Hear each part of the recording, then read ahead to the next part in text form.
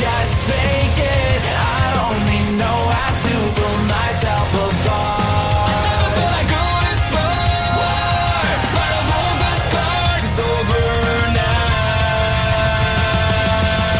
Run away, out of time. Time's in a place where I can never hide. I let it run, I let it run, change or even try.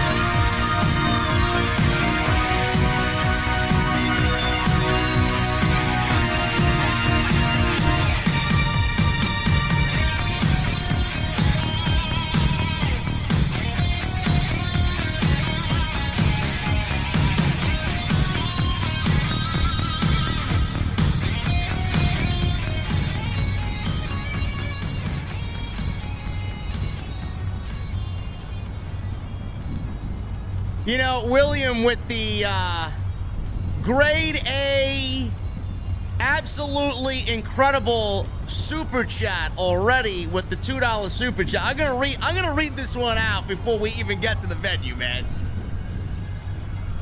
Who was better, Carl Winslow or Philip Banks?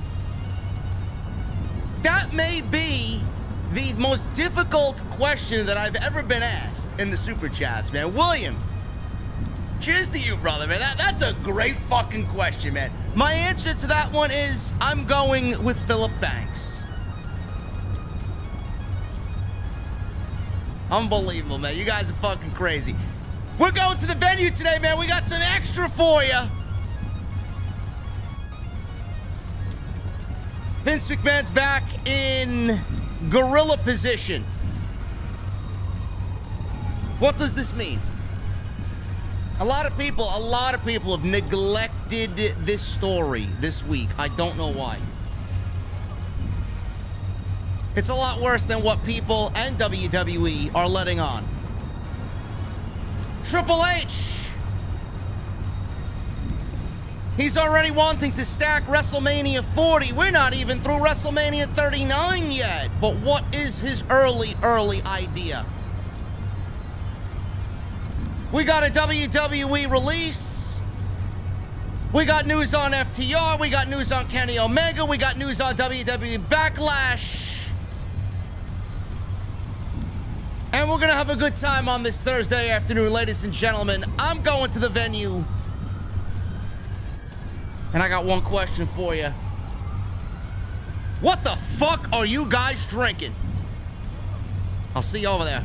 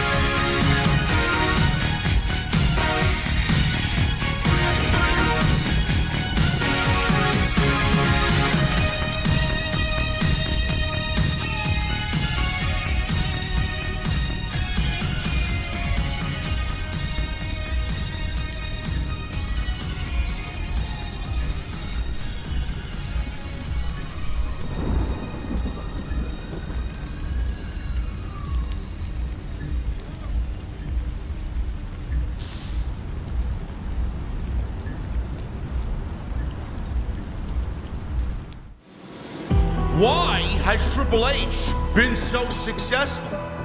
Why is Triple H running WWE better than Vince McMahon and Bruce Pritchard on Monday and Friday night? Long-term booking.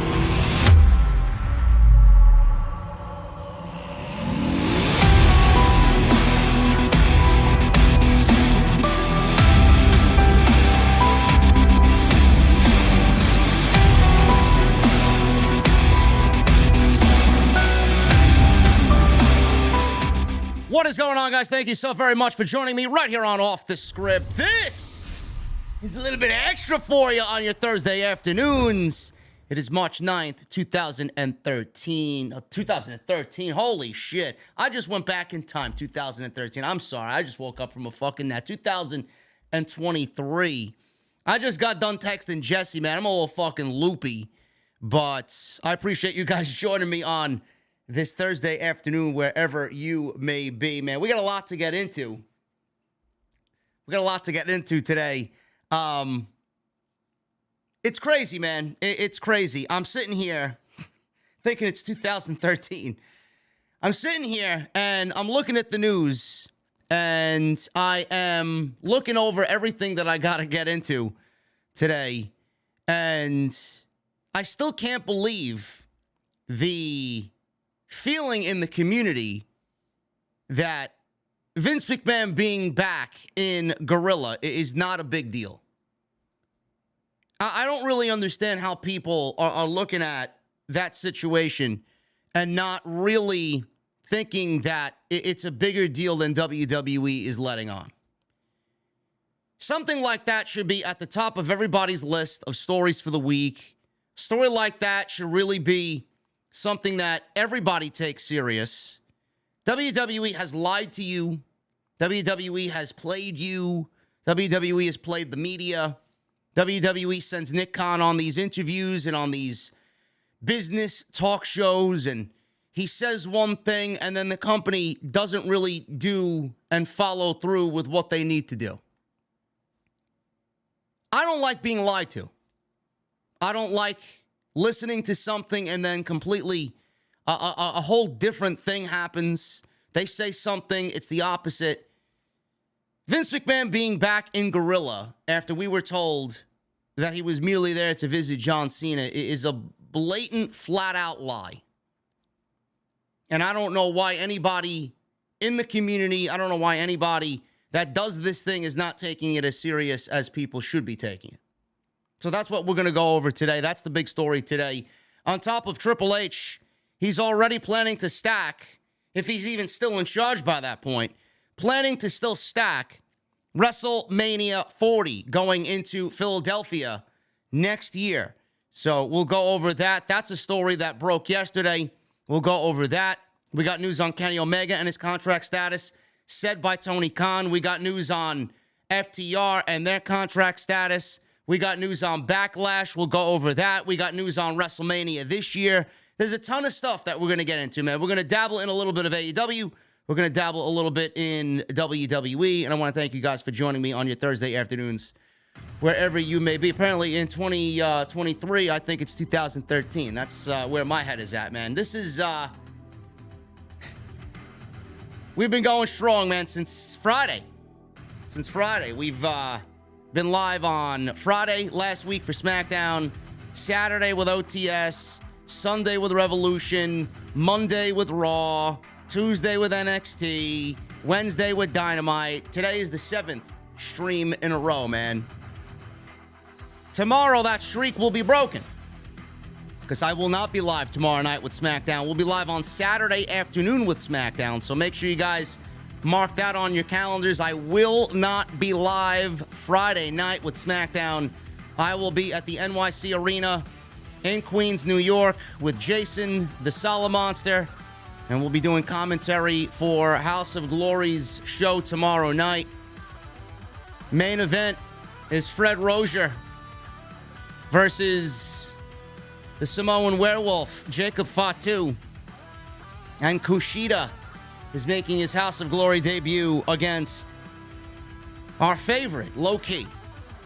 So those are the two big matches tomorrow night. It will not be streamed on Fight TV. Don't ask me why. I don't know why. It's not being streamed on Fight TV, but hopefully we're praying to the wrestling gods that this show somehow finds its way onto YouTube, or it finds itself somewhere on social media, so that you guys may actually get to watch some House of Glory. So I don't really understand why that hasn't been done yet, but we will get there, and hopefully we will get those shows out to you so you guys can see all that stuff. Speaking of shows, Jesse has a Ring of Honor watch-along that's happening at 7 p.m. You guys know where to find him on YouTube, at Chi-Town Smark. I don't know if Ring of Honor is going to be 2 hours tonight like it was in the first week. I don't know why the show needs to be 2 hours. I don't know who wants to watch 2 hours of that. Doesn't need to be 2 hours, so hopefully they cut that down over the course of the next couple of weeks. But Jesse's having a watch-along for Ring of Honor. If you guys want to go hang out with him after you guys are done here, you can certainly go check him out. 7 p.m. over on his channel. I got some great news, man. One half of the design for my mother's basement is already completed 100%. I got the final draft for one half of my mother's basement completed today. We are getting very, very close to the debut of my mother's basement. And when I tell you, man, the finished product is absolutely gonna blow. What you see here, the beer garden, everything that Deviate has done for this channel over the last couple of years, they have absolutely given you their crowning work with this design. It's unbelievable. And the funny thing is, we're only getting started, man. The ideas that I got, it's gonna be crazy.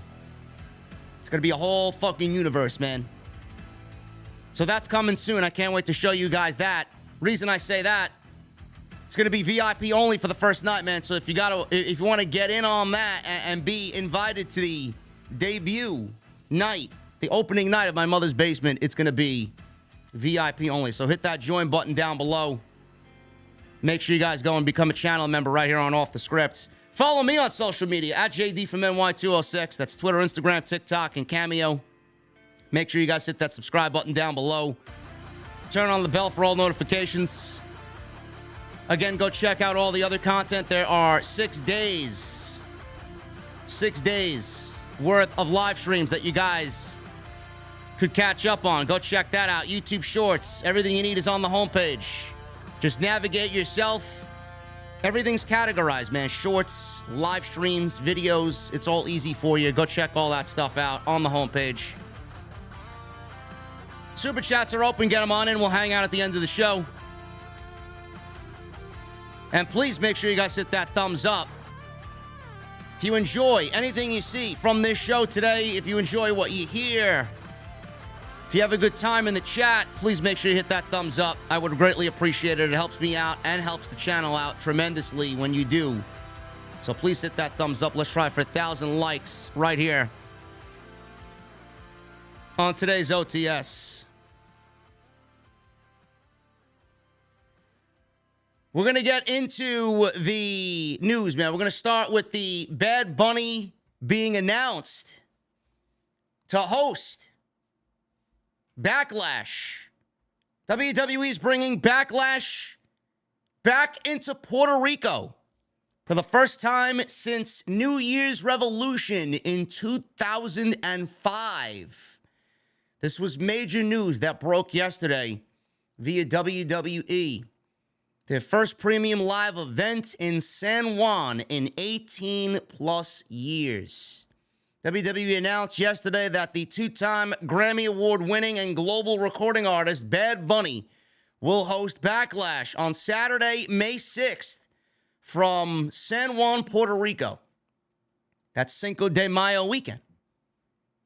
On top of WWE being in Puerto Rico for Cinco de Mayo weekend, it's going to be a major, major party. Should be awesome.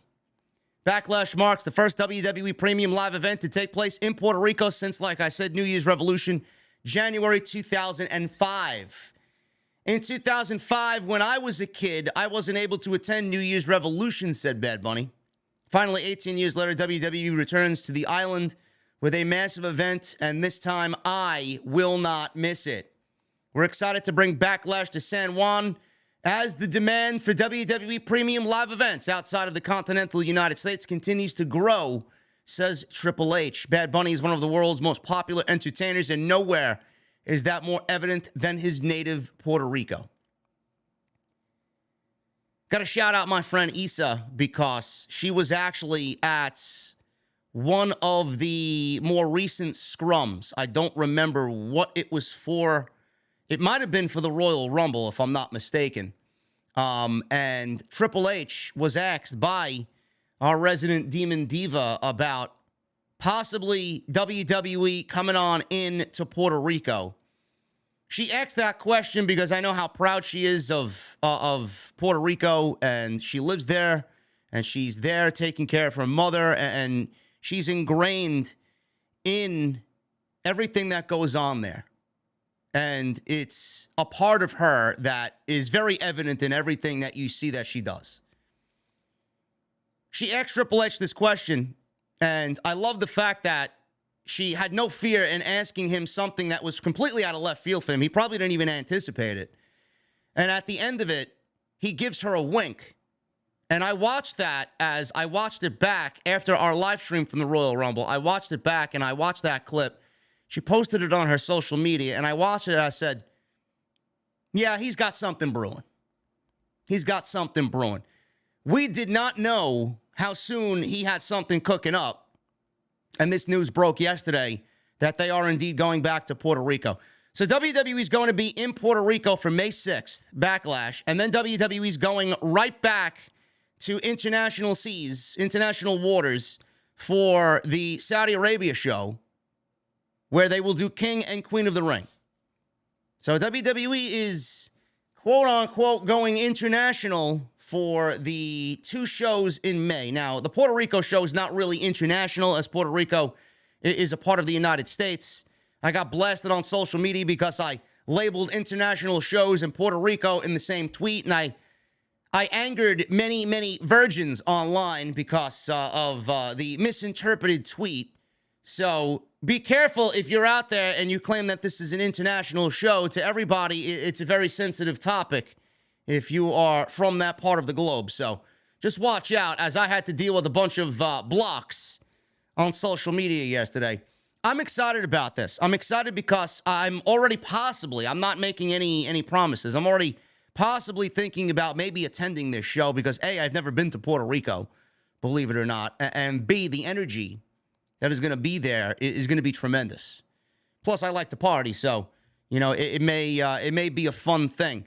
And the reason why I say that is because I usually tend to look at Memorial Day weekend as like, yeah, I'm going to go to Vegas. I'm going to go do the AEW thing. I'm going to do the whole Double or Nothing experience. But man, oh man, I got to be honest with you. You know, these wrestling quote unquote vacations, they are way too expensive. And it's not because I can't afford it or, you know, for any monetary reason. If I wanted to go, I could go anywhere I fucking wanted. But the fact of the matter is, to go there and rent an Airbnb or a place of residence and work and set up shop and then do the media and then maybe miss out on the stream and do the media scrum instead, and you got to get food and drink, and you got a plane ticket. I mean, before you know it, man, you're racking up $3,000 fucking dollars. Easy. Just for that weekend. That's an exorbitant amount of money for a wrestling show or a wrestling experience. Not a big fan of the national holiday pro wrestling theme shows. I'm not. I wish that would change. I wish that they would push it back a week and we can maybe do, you know, Las Vegas, not on Memorial Day weekend. But they got their deal. They got their whole little setup. So nobody's going to tell them to do something and then have them change it. So maybe we do Puerto Rico, man. I've never been to Puerto Rico. And like I said, the energy is going to be tremendous down there for Backlash. And plus the whole surrounding, you know, Puerto Rico, it's going to be something that they desperately deserve because of all that they've been through and all that they have had to go through and the natural disasters that hit that part of the globe. It's something that, you know, is going to bring everybody together, and the energy because of that is going to be tremendous and heartwarming. And I'm glad that WWE finally decided to go and do something like that and go to a place where they haven't been to in 18 years. It's tremendous. It really is. And I like the fact that WWE is venturing out to other parts of the world. You know, we talked about this when Vince McMahon was in charge. It was like pulling teeth to get WWE to go and do a pay-per-view. Never mind a fucking show, a pay-per-view somewhere overseas or pay-per-view in a different time zone. And here we are, Triple H is welcoming that and broadening the WWE experience to fans around the globe. We got Puerto Rico on May 6th. We got the O2 Arena for Money in the Bank. We had Clash at the Castle, which was a tremendous show, and the crowd was probably the best WWE crowd all year last year. I love that they're branching out. I'm wondering why AEW hasn't really announced what they want to do for their UK show, because it's rumored that AEW is going to have a UK show this year. I don't know why they haven't really got on the ball with that. I'm not even sure if that was asked in the media scrum when Tony Khan is maybe possibly thinking about announcing that show, because I'd like to go to that too. I've never been to the United Kingdom either. So, shows like that, shows like this, catch my interest, pique my interest, because those are places that I've actually personally never been.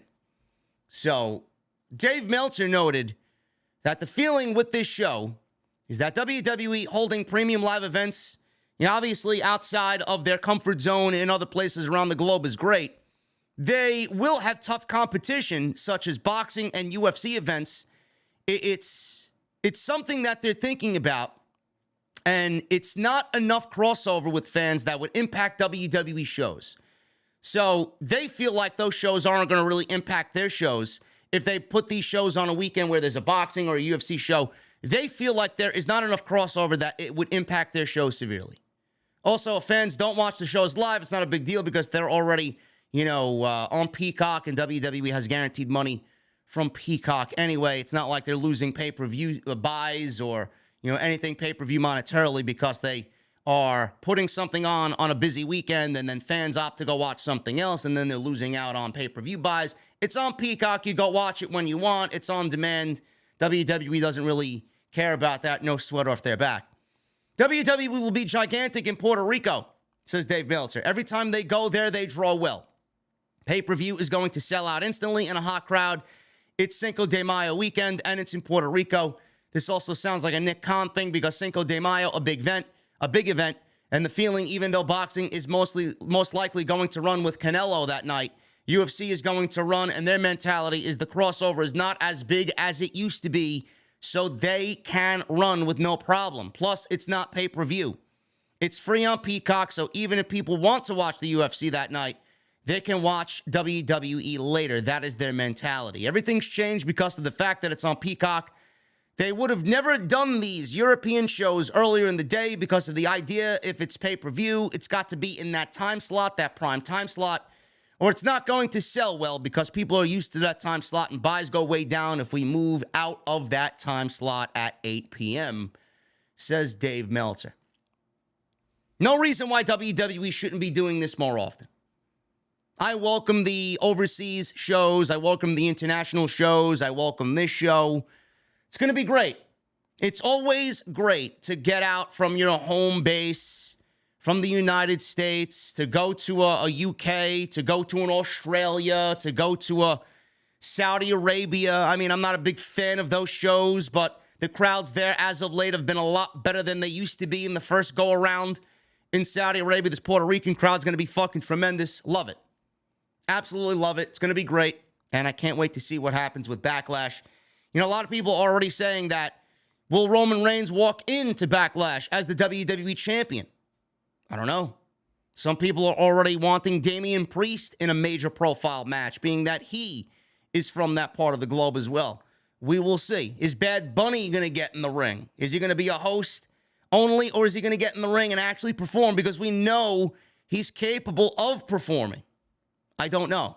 Only time will tell, but it's going to be an exciting one, to say the least. WWE. Speaking of pay-per-views and big matches, major matches, marquee matches, WWE is in the process of possibly getting legalized betting on the WWE product approved. Now, there is an internal reaction to this. Some people are like, I don't know if that's going to work. Some people are in favor of this. Keep in mind, it's a scripted sport. It is all predetermined. How this is going to work, I even questioned. And the one thing that I questioned out of all this when I first heard this story was, how is this going to impact creative? Because that's the one part that I have a problem with. Is it going to be a problem for the creative side of things if there is legalized betting on WWE matches? On Wednesday, Alex Sherman of CNBC reported that WWE is in talks with regulators in the states of Colorado and Michigan about legalized betting on high-profile matches. The company is working with Ernst & Young to secure the secrecy of match results to show the regulators that betting would not be impacted by results leaking before the matches happen. Good luck with that. Obviously, a lot of changes will have to happen should this go through, as it impacts anyone who would know the finishes of the matches. Sometimes the fans themselves know the finishes of the matches because of how things play out, specifically on WWE television. Sometimes you know. Sometimes you know when an end feud happens that, wrestler A is going to beat wrestler B. What happens then? Is WWE going to fuck with the creative and swing the other way to kind of sway the bets to go from what is predictable to what is not predictable? That's what I'm concerned about. So WWE is trying to get the secrecy of match results down so that it could show regulators that betting would not be impacted by the results leaking before the matches happen. So a few years ago, someone in WWE would leak the pay-per-view results, leak matches with nearly 100% accuracy on social media shortly before events would start. You could go to Reddit, you could go online. There are people that come out with troll accounts, mock Reddit accounts, and they are people that actually work within the company anonymously. Nobody knows who they are, and that shit would cause a whole slew of problems. To prevent this from happening again, WWE will have to keep a lot of people, wrestlers, agents, and the creative team out of the loop regarding match finishes ahead of time until right before an event takes place. While speaking on the Wrestling Observer Radio, Dave Meltzer talked about the changes that would have to take place and noted that people are rolling their eyes at this idea. I don't know if the people who are wanting to do this to get in with DraftKings and get sponsorship money, while at the same time, kind of like screwing up the booking aspect of wrestling, really understand wrestling because they come from different backgrounds. Wrestling doesn't really fit into the sports thing. I call it a sport. It's a competition. I call it a sport. I think it's a sport. There's so many aspects that most don't understand. Just the vibes that I've gotten from people are just kind of like rolling their eyes and just thinking it's really not a good thing, but it still might happen. It may be one of those changes, and maybe they feel that this will raise the price value of the company when they explore a sale of the company, because now there's gambling, and they can tell people who they are selling it to that we are going to have a big increase, for the sale, and there's going to be a big increase in the popularity because now gambling is involved, and all the gambling and the legalized betting is going to allow these things to be. So they go on to say, Meltzer says, maybe they think that's the case. It's uncharted water. It may make it more popular in some ways, but they can't do predictable finishes 70% of the time, not all the time. Meltzer added that if it does go through, then it will mess up how the business operates for both wrestlers and those in charge of creative. It really screws the main event talent a lot because they're not going to know where they are going. And it screws the booker because he's going to have to book in a logical manner and an illogical manner at certain points in time to keep from being predictable. So there you go. End quote. I wrote a couple of things on this as far as pros and cons for the legalized betting of WWE in Michigan and in Colorado. It's only those two states right now, but it could transform from those two states to being more, obviously. Are there any good reasons to legalize betting in WWE? Potential increase in revenue. Meltzer just talked about that. Legalized betting could potentially bring in significant amounts of revenue, especially if the company wants to be sold in the next 3 months or so, like Nick Khan wants. Significant amount of revenue for the professional wrestling industry, which could be reinvested to improve the quality of the product, to overall, boast the sale of the company and get WWE a little bit more as far as the sale goes. Pay wrestlers higher salary. They'll have more money coming in. Who knows? More fan engagement.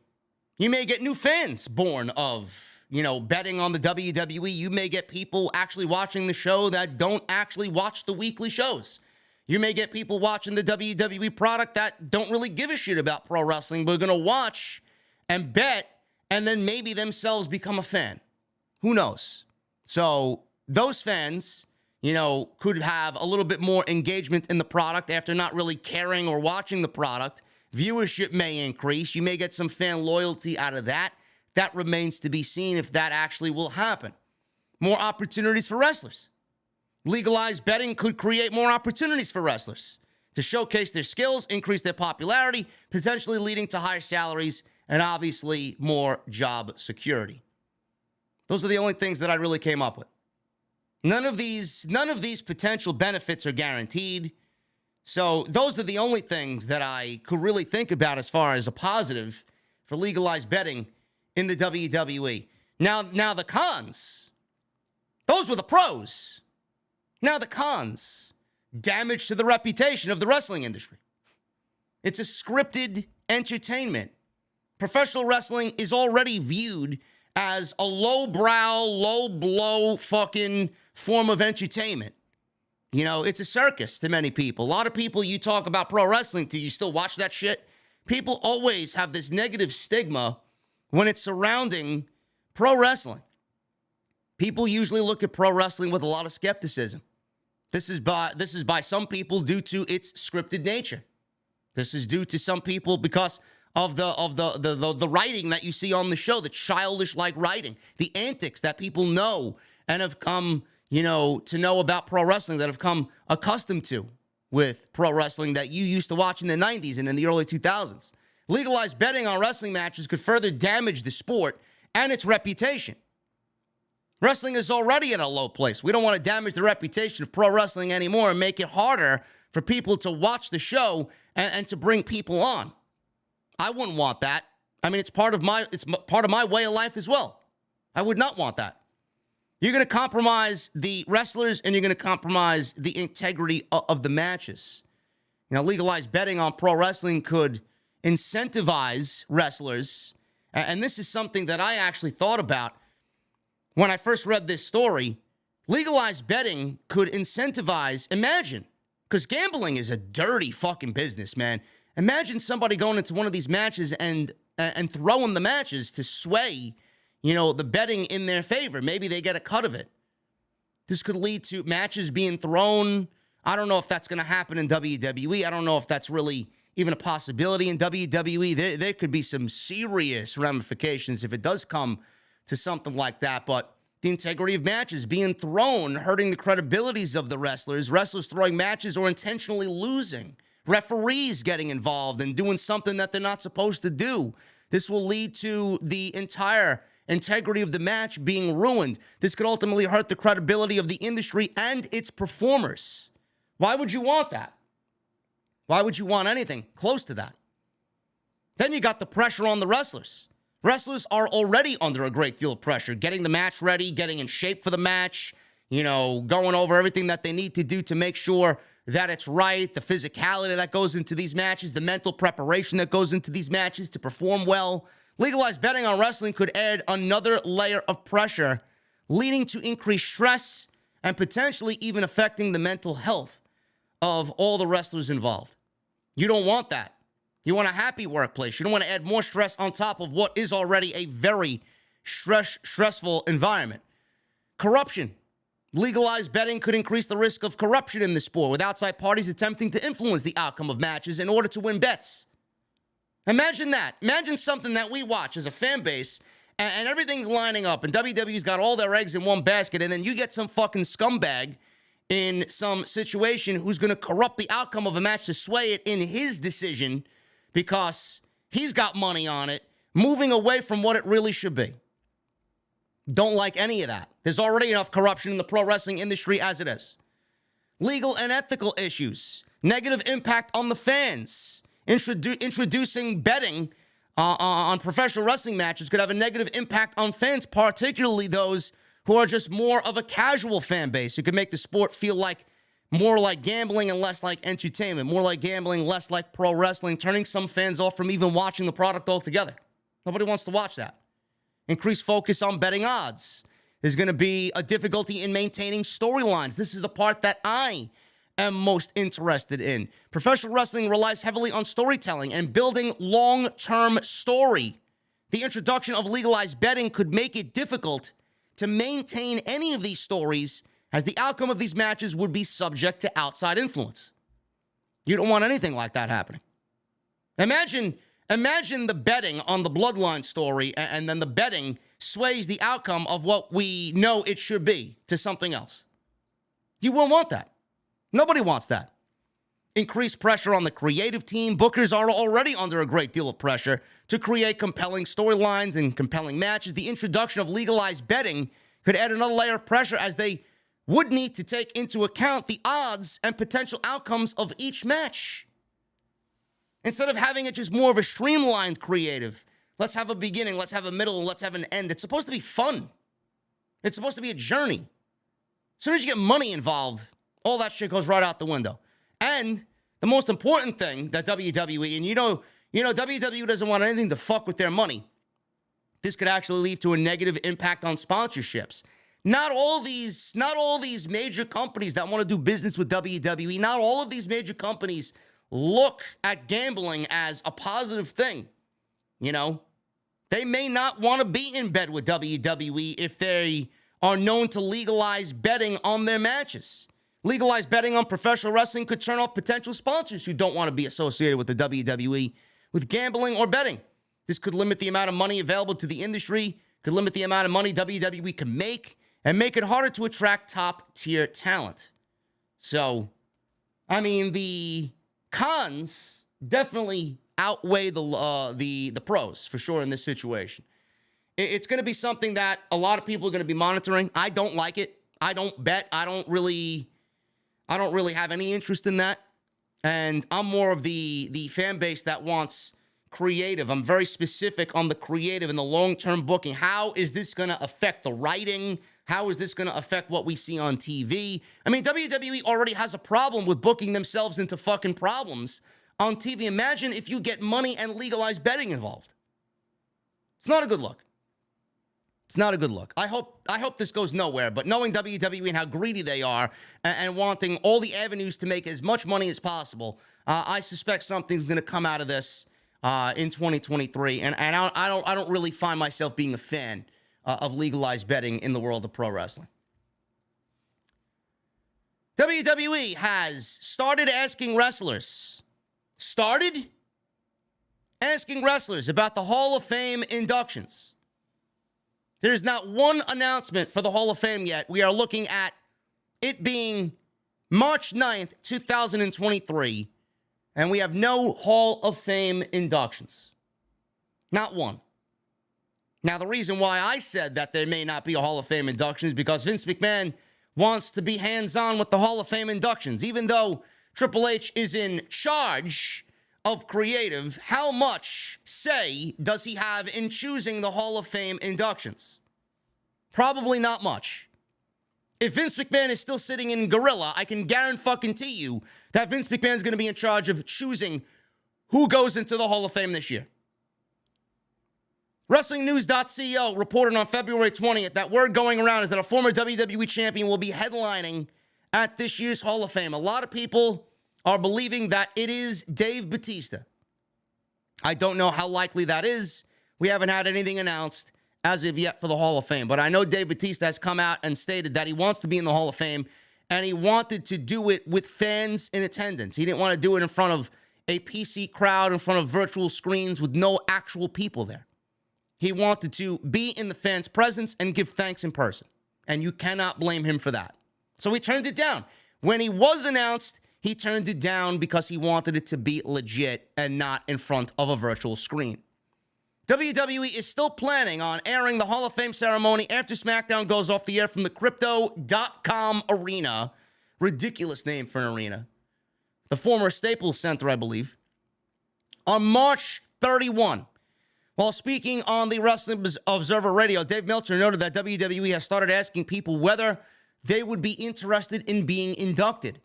He says, and I quote, "We don't know who is in the Hall of Fame. By the way, I'm not at liberty to say, but I do know that people are being asked for the Hall of Fame. I don't know why we're a couple weeks away and they haven't announced anyone, but I guess that Paul Levesque's thinking is to announce everyone in the last week or something like that because, they clearly still have the Hall of Fame ready to go. We're running low on time and nobody has been announced, says Dave Meltzer. Meltzer continued and said, yes, they're doing the Hall of Fame. It's after SmackDown, so they presume people will buy tickets for SmackDown. It will be at 10:30. I don't know how many, but I do know the people who have been asked. He does know the people that have been asked, but he's not at liberty to say, says Dave Meltzer. I don't know. It's very weird that they haven't announced anything. This is not like WWE. They figured that the fans are going to be there anyway. Another thing that I was thinking about, that if it's happening after SmackDown, they probably figure the fans are going to be there anyway. It's not going to be any additional sweat off their back. It's not going to be a separate event from SmackDown and WrestleMania and NXT Stand and Deliver. If WWE was doing this as its own show, they probably would have announced fans already. They probably would have announced tickets to be on sale, and then they would have announced a Hall of Fame class already. We probably would have been nearing the end of the Hall of Fame class. If this was a separate event, you can guarantee there would be a fucking Hall of Fame class already announced. But the fact that WWE has SmackDown, and then they're doing the Hall of Fame ceremony after SmackDown, and those fans are probably going to be there for the Hall of Fame ceremony anyway, there's no desire, there's no rush to sell tickets because the tickets would have already been sold for SmackDown. So WWE's feeling like, well, people are already going to be there. We'll just announce in the last week, 2 weeks or so, and nobody's going to give a shit. Maybe that's their line of thinking. I have no idea. I wonder how much Triple H is actually going to have a say on who goes into the Hall of Fame this year. I would love to know who Triple H, if he was there and it was his sole decision, I'd love to know who he would have inducted into the Hall of Fame if Vince McMahon didn't have any influence at all. That's what I would be genuinely concerned with. But WWE, it's March 9th. I would give this till maybe 2 more weeks, and maybe we get a Hall of Fame induction. Depends on who says yes and who says no. Everybody should say no to Vince McMahon. I don't really understand why this isn't a bigger story than it is. A lot of people are just blowing this off as not a big deal. Not a big deal. Vince McMahon was backstage, apparently sporting a mustache that looked like Gomez Addams from the Addams Family. There is no legit picture of Vince McMahon with a mustache. You guys could find it on social media, or you could visualize Vince McMahon with a mustache. It's on social media somewhere, and I actually thought he looked better with the mustache than without. I actually thought it was a look that suited him pretty well. We were told on Monday, right before Raw, that Vince McMahon is backstage at Monday Night Raw. Why was he there on Monday night? We were told that Vince McMahon was there because he was simply visiting John Cena. So Vince McMahon was there visiting John Cena. There's no other time for Vince McMahon to visit John Cena. Couldn't have invited John Cena to the WWE headquarters and have a nice private lunch with him and have a nice private talk and a private meeting with him. He needed to be at Raw in Boston to meet and hang out and talk to John Cena. As if cell phones don't exist. You hop on I-95 and you drive past Stamford, Connecticut, and you're on I-95, you'll end up in Boston, Massachusetts in about 3 hours. Don't understand why this needed to be done at the show on Monday.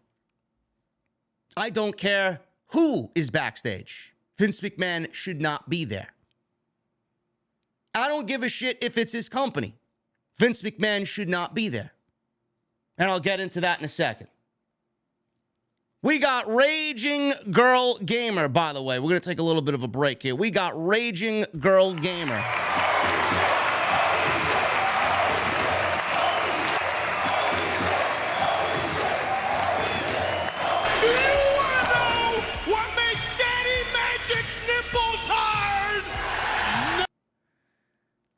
Korean Girl Gamer with a 99.99 super chat. Oh, my goodness. Let's see what Rage has to say. She says, my mom is getting sicker and don't have much time left. I'm scared, but I feel like I should tell y'all because you are my family. JD, you're an inspiration and got me to continue to do all the things I wanted to in my content. I appreciate you and the OTS family. I love you all. It's quite the message there, Rage. I am actually quite speechless. Don't really like hearing things like that, but I know Rage has mentioned several times to me and others that she has become very close within the OTS community that her mother has not been doing good. It's been something that's been an ongoing issue. Rage, my thoughts, my prayers, and my love go out to you for this situation. I don't like hearing this, but you know that we all love you, and we are incredibly lucky that you're a part of our community. Stay strong, no matter what. Stay strong. You know, your husband is going to be there as much as he can for you. And I know it's a difficult situation. And I always think back to my grandpa. You know, when things get tough, would he want me to be in a situation where I can't go and do something, or I can't, you know, do my work and do this or do that? You know, no matter what happens, your mother is always going to be with you. The power and strength of your mother is always going to be with you.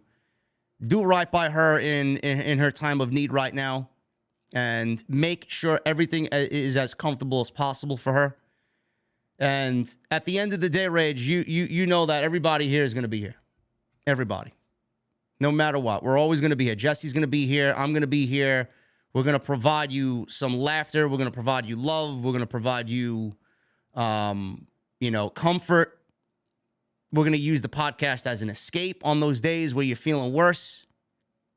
Some days are going to be worse than others. We're always going to be here. You know where I am. You know what to expect. You know, like clockwork, you know where I will be. I want you in the fucking venue when you feel bad. Because in this room with these people, that's where you're going to feel, you know, at peace. And I want us to be there for you. So make sure you guys give Rage all the love and support, please, during this difficult time. Rage, thank you so much for your generosity. The $99.99. I am, you know, sometimes, you know, a lot of people think I'm a man of many words because I rant about Vince McMahon and I rant about the WWE. Sometimes when I get into situations like that, sometimes I don't know what to say, and I don't know if the words that are coming out of my mouth really make any sense. But just stick with us, Rage. We'll get you through the difficult time for sure. So thoughts, love, and prayers to Rage during this difficult time with her mother. And thank you for your generosity. Vince McMahon. It doesn't matter who is backstage. Vince McMahon should not be allowed backstage in the WWE. It's his company, fine. But he should not be there because we were told one thing and then something else happens. We were told that Vince McMahon, and the only reason why he was back was to sell the company. He does not need to be backstage at Raw to sell the company. He does not need to be sitting gorilla to sell the company. He does not need to be mingling with the talent to sell the company. He does not need to be backstage talking to John Cena, sporting a mustache, making it all about him to sell the company. He can do that from the comfort of his office under his dinosaur head in Stamford, Connecticut. He does not need to be backstage at Monday Night Raw. You've been lied to. You've been lied to. The WWE lied to you. The WWE's given false reports to PW Insider, Sean Ross Sapp, and Fightful.com. They've given out false reports to legitimately everybody in regards to Vince McMahon. Oh, he's not backstage in a creative role. He's only backstage to visit John Cena. Oh, Vince McMahon's not booking the show But then we find out that his name is on the movie posters and WrestleMania is being directed by Vince McMahon. Oh, he's not running creative, but then Triple H comes out and says, but nothing's changed, but I still yield phone calls from Vince McMahon and talk about creative with Vince McMahon on a semi-regular basis. Oh, Vince McMahon's not running creative. Then we get Omos and Brock Lesnar. Everybody thought I was losing my fucking mind saying that was a Vince McMahon match. Then we get WrestleVotes confirming our fears about Vince McMahon booking Omos and Brock Lesnar. And it doesn't stop there. WrestleMania is not the Triple H show like we thought it was going to be. Vince McMahon is heavy-handed in WrestleMania. Lesnar and Omos is not the only thing Vince McMahon is booking on WrestleMania's show. How do I know? Watch the fucking show. Simple. It doesn't stop with Omos and Brock. Bray Wyatt, Bobby Lashley is also a Vince McMahon idea. Lita and Trish Stratus being back, winning the tag team titles. Becky and Lita is a Vince McMahon thing. Amongst other things that are probably happening on WrestleMania. Vince McMahon is also booking John Cena versus Austin Theory. That was a match that was supposed to take place under Vince McMahon's watch. That's also a Vince McMahon match. How much say does Vince McMahon have in the Roman Reigns, Cody Rhodes storyline? Do you want to know why I feel Vince McMahon is a little bit more heavy-handed than people are really believing? Because Vince McMahon, look at the simplicity in the booking of Cody Rhodes and Roman Reigns.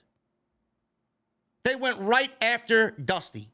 The whole story is Dusty, Dusty, Dusty. I got to do this for Dusty. Yes, this was Cody Rhodes' mission statement, but the writing in WWE when Vince McMahon is in charge is so fucking simplistic and so ordinary and lacking excitement that I don't truly believe Triple H would be that one-dimensional.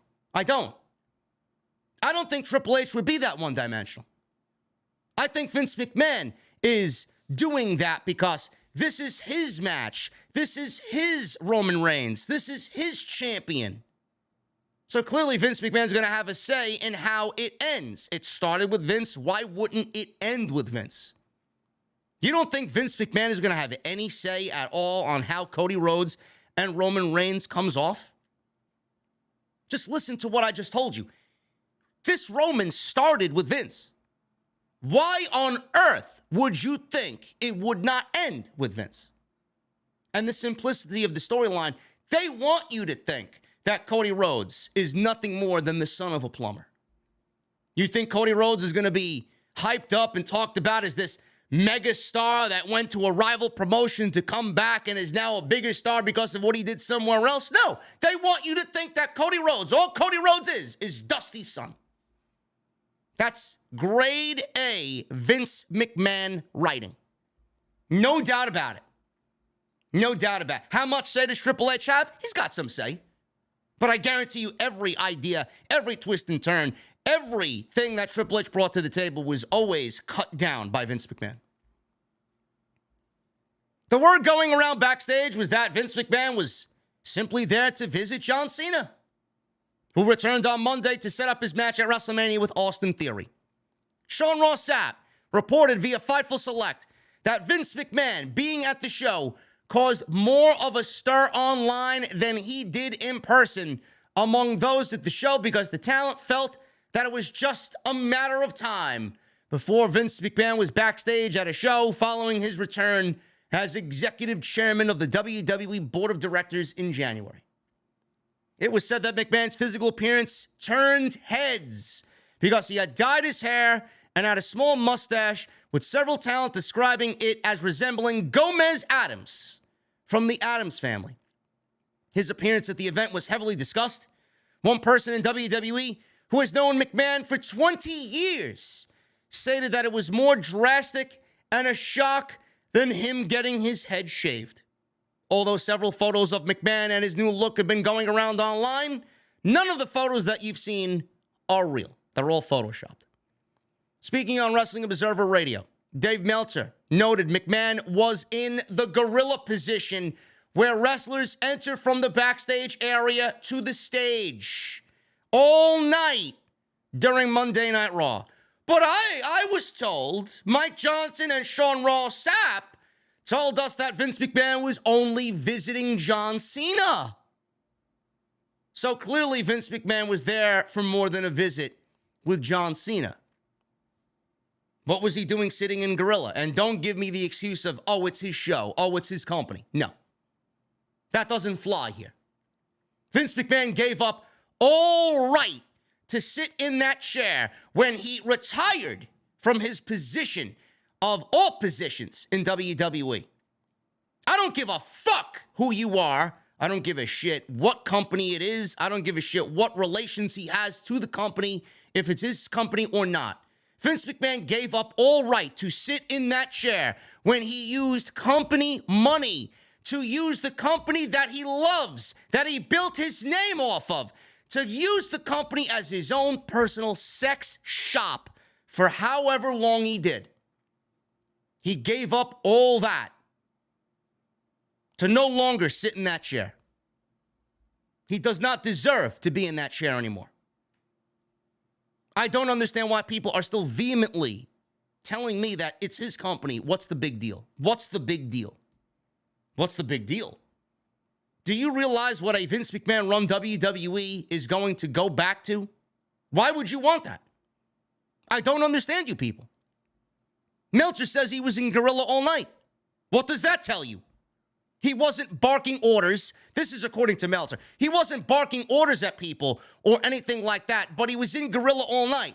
I was told that they tell you that he's only there to visit John Cena. That's the story, but clearly there's more to it than that. Meltzer also said that it's not necessarily Vince, but I can't say it's not Vince either. That's not necessarily Vince, but I can't say that's not Vince either. Omos is wrestling Brock Lesnar on the pay-per-view. He's going to be killing people. That would be the case whether Vince is there or not. The Omos presentation is exactly what I thought it would be.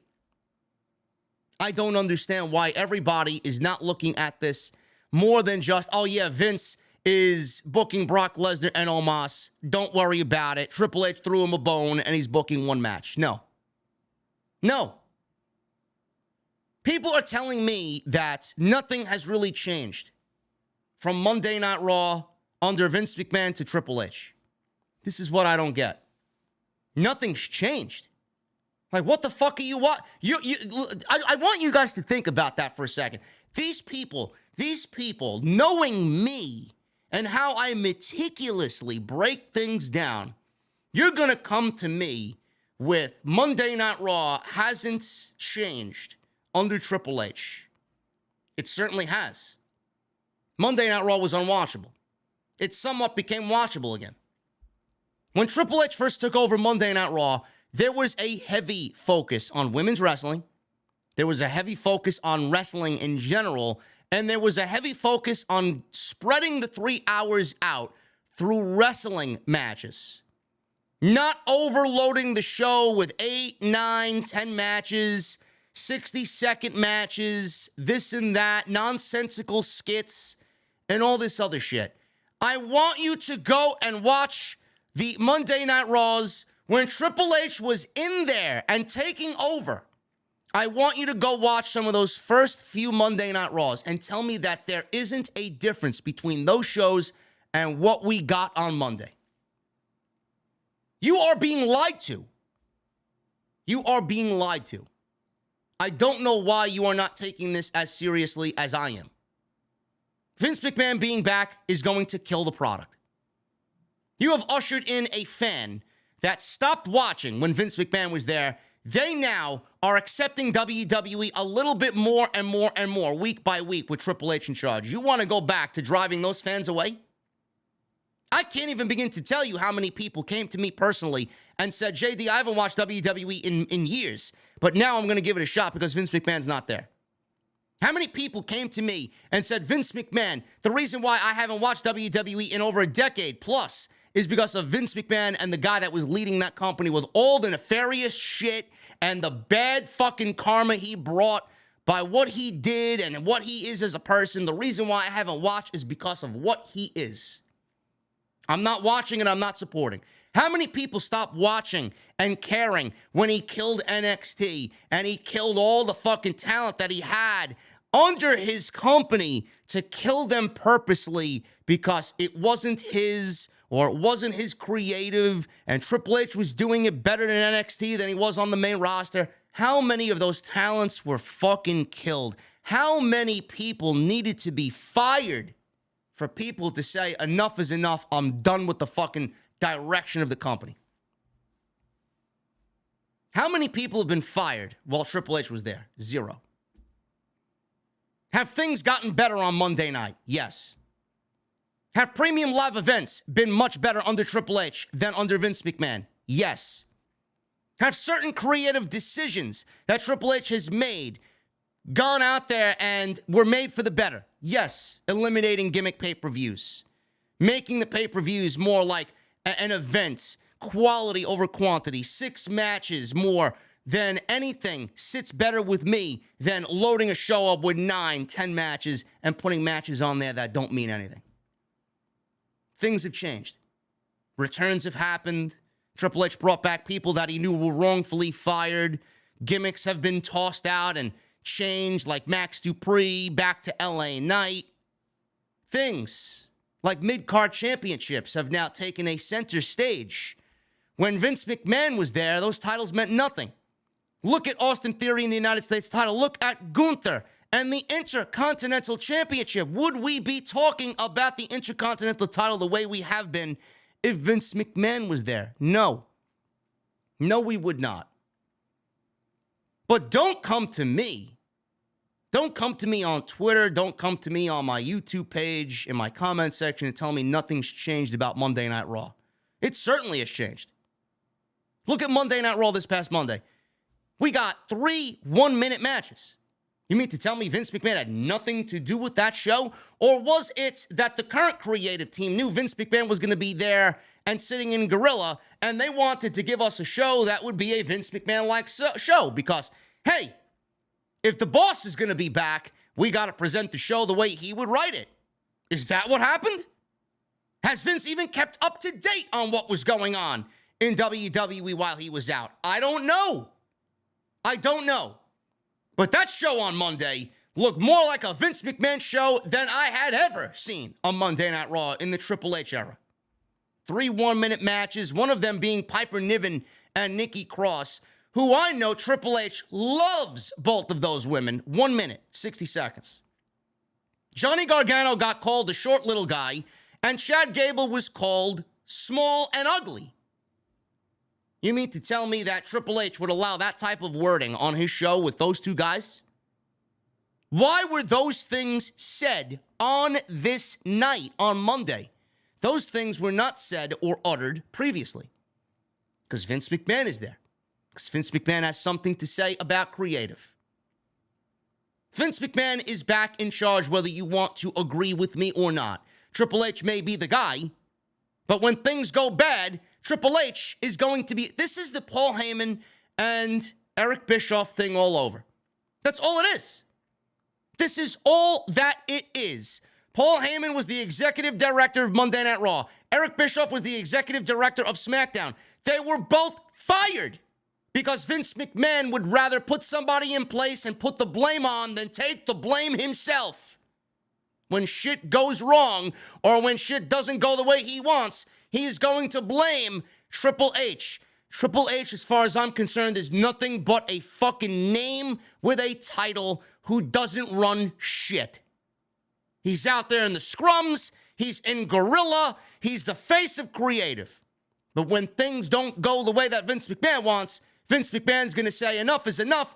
Now change needs to be made. I got to get back in there and fix the mess that my son-in-law made.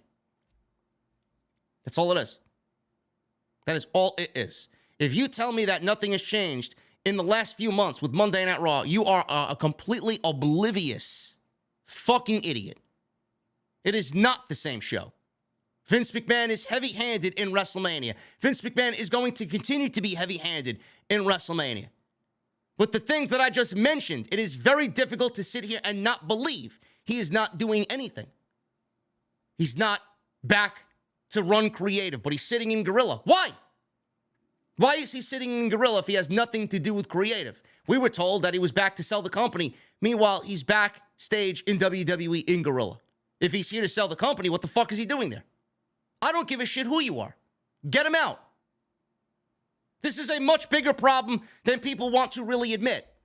And you're not going to hear this shit from a Fightful. You're not going to hear this shit from a PW Insider because they are going to report what they have told to them. Oh yeah, Vince McMahon's not in charge. Fucking connect the dots. Watch the show. If he's there in Gorilla, he's running the fucking show. Tired of this shit, man. He's doing more than they're letting on. He's doing more. You have to understand that.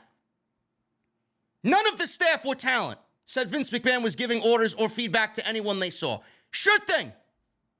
WWE can tell you whatever they want. They could tell the dirt sheets whatever they want. It's going to be reported. The wide talk amongst talent was that McMahon came to the show because Cena was booked to enjoy the show. This was a stark contrast to when Vince McMahon forced himself back into power in December, and there seemed to be panic, or when he would appear at TV events when the initial Wall Street Journal stories broke last summer and were met with disgust by the former CEO and chairman. One talent said, if he's at SmackDown, then that will be the big tell. I don't need him to be at SmackDown. That's what you're not understanding. That was another excuse that I seen in the community all over everybody's Twitter wall. Oh, if he's at SmackDown, then I'd worry.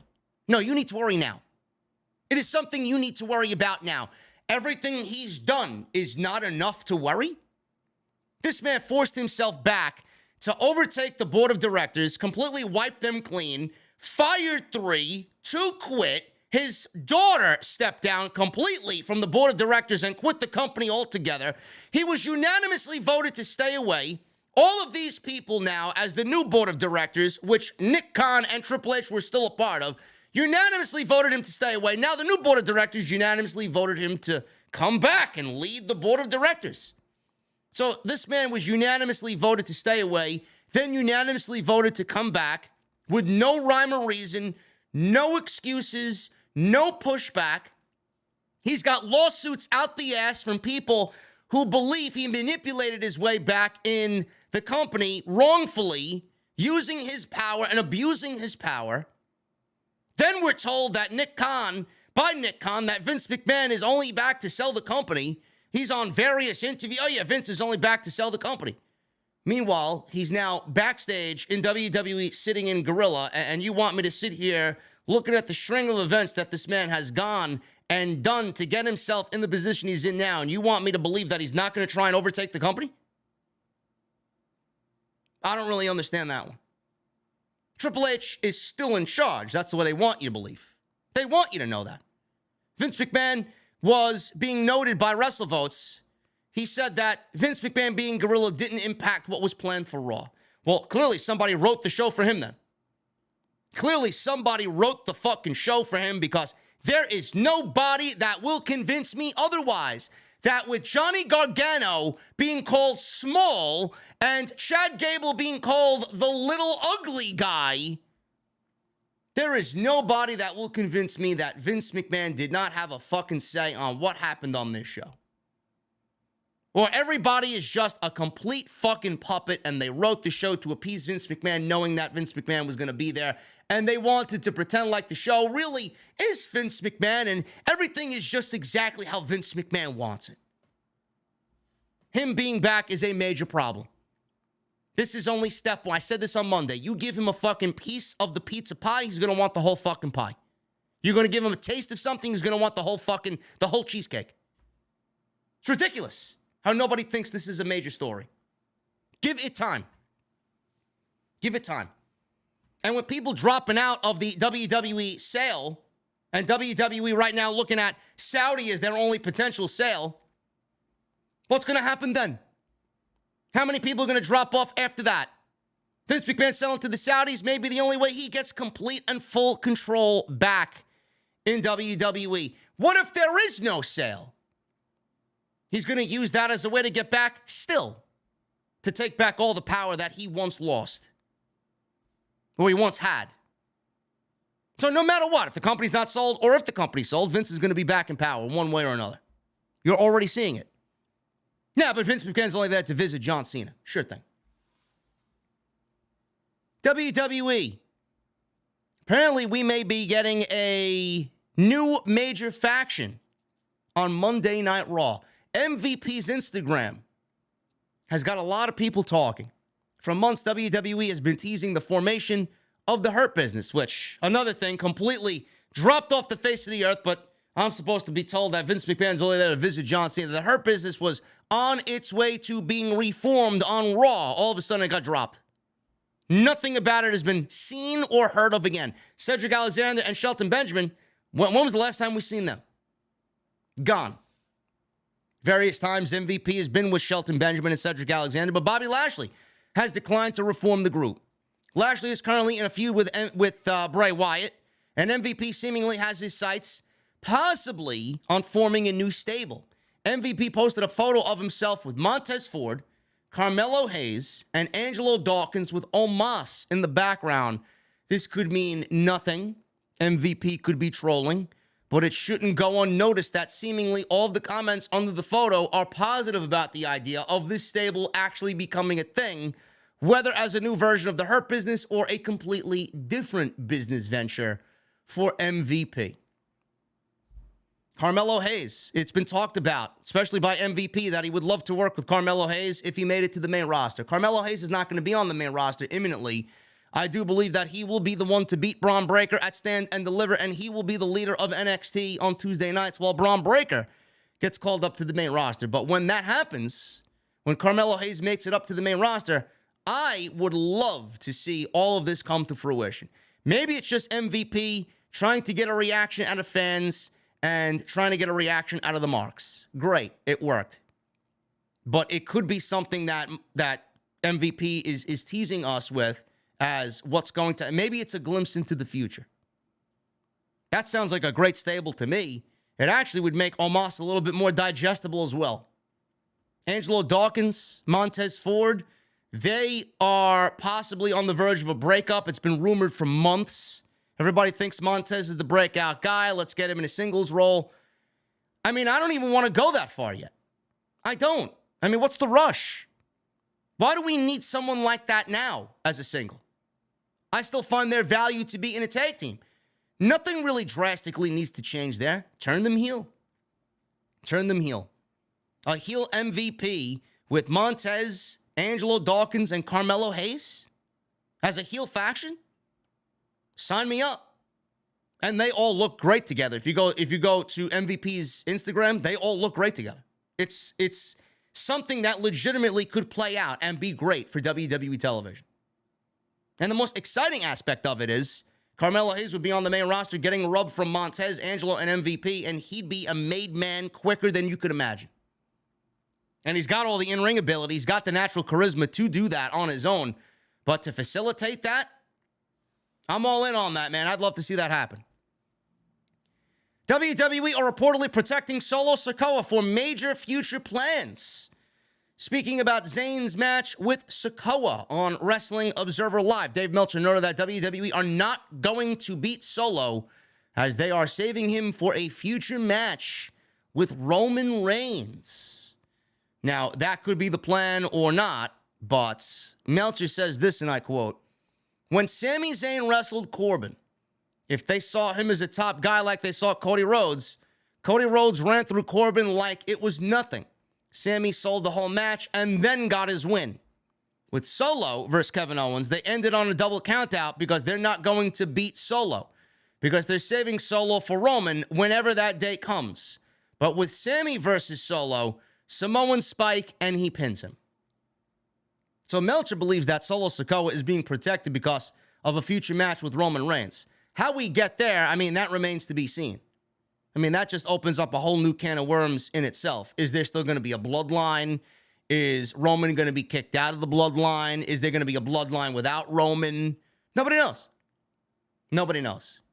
But when you read something like that, and then you look at the WrestleMania card, and you look at Roman Reigns and Cody Rhodes, it makes you think that with the plans for Solo and major future plans for Solo remaining undefeated, a part of the bloodline, it kind of lends to it being that maybe Roman Reigns is not going to really lose at WrestleMania, and he's going to continue holding those championships for a few more months, maybe for the rest of the year. I just find it very difficult at this point in time to really believe in Cody Rhodes taking those titles off of Roman Reigns. Who knows? But WWE, one of the great things that WWE has done since Solo's been called up is the booking and protection of Solo Sikoa. He has looked like an absolute superstar in everything that he does. They haven't overused him. They've booked him the right way. He is the bloodline destroyer. He's the muscle of the bloodline. He's paying homage to family in Umaga with the Samoan Spike. They look at Solo as the modern day version of Umaga. And I can't sit here and say that I hate that. I love that.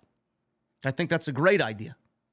But saving him for a match with Roman, that might be an opinion more than it is a fact from Dave Meltzer. But who knows? Who knows? Maybe they're saving that match for Solo's breakout, and Solo really is going to emphasize the word solo. Who knows? We'll see what happens with that, but I'm intrigued either way with Solo because he's been nothing but great on the main roster. Ronda Rousey. Ronda Rousey is not expected to be 100% healed in time for WrestleMania.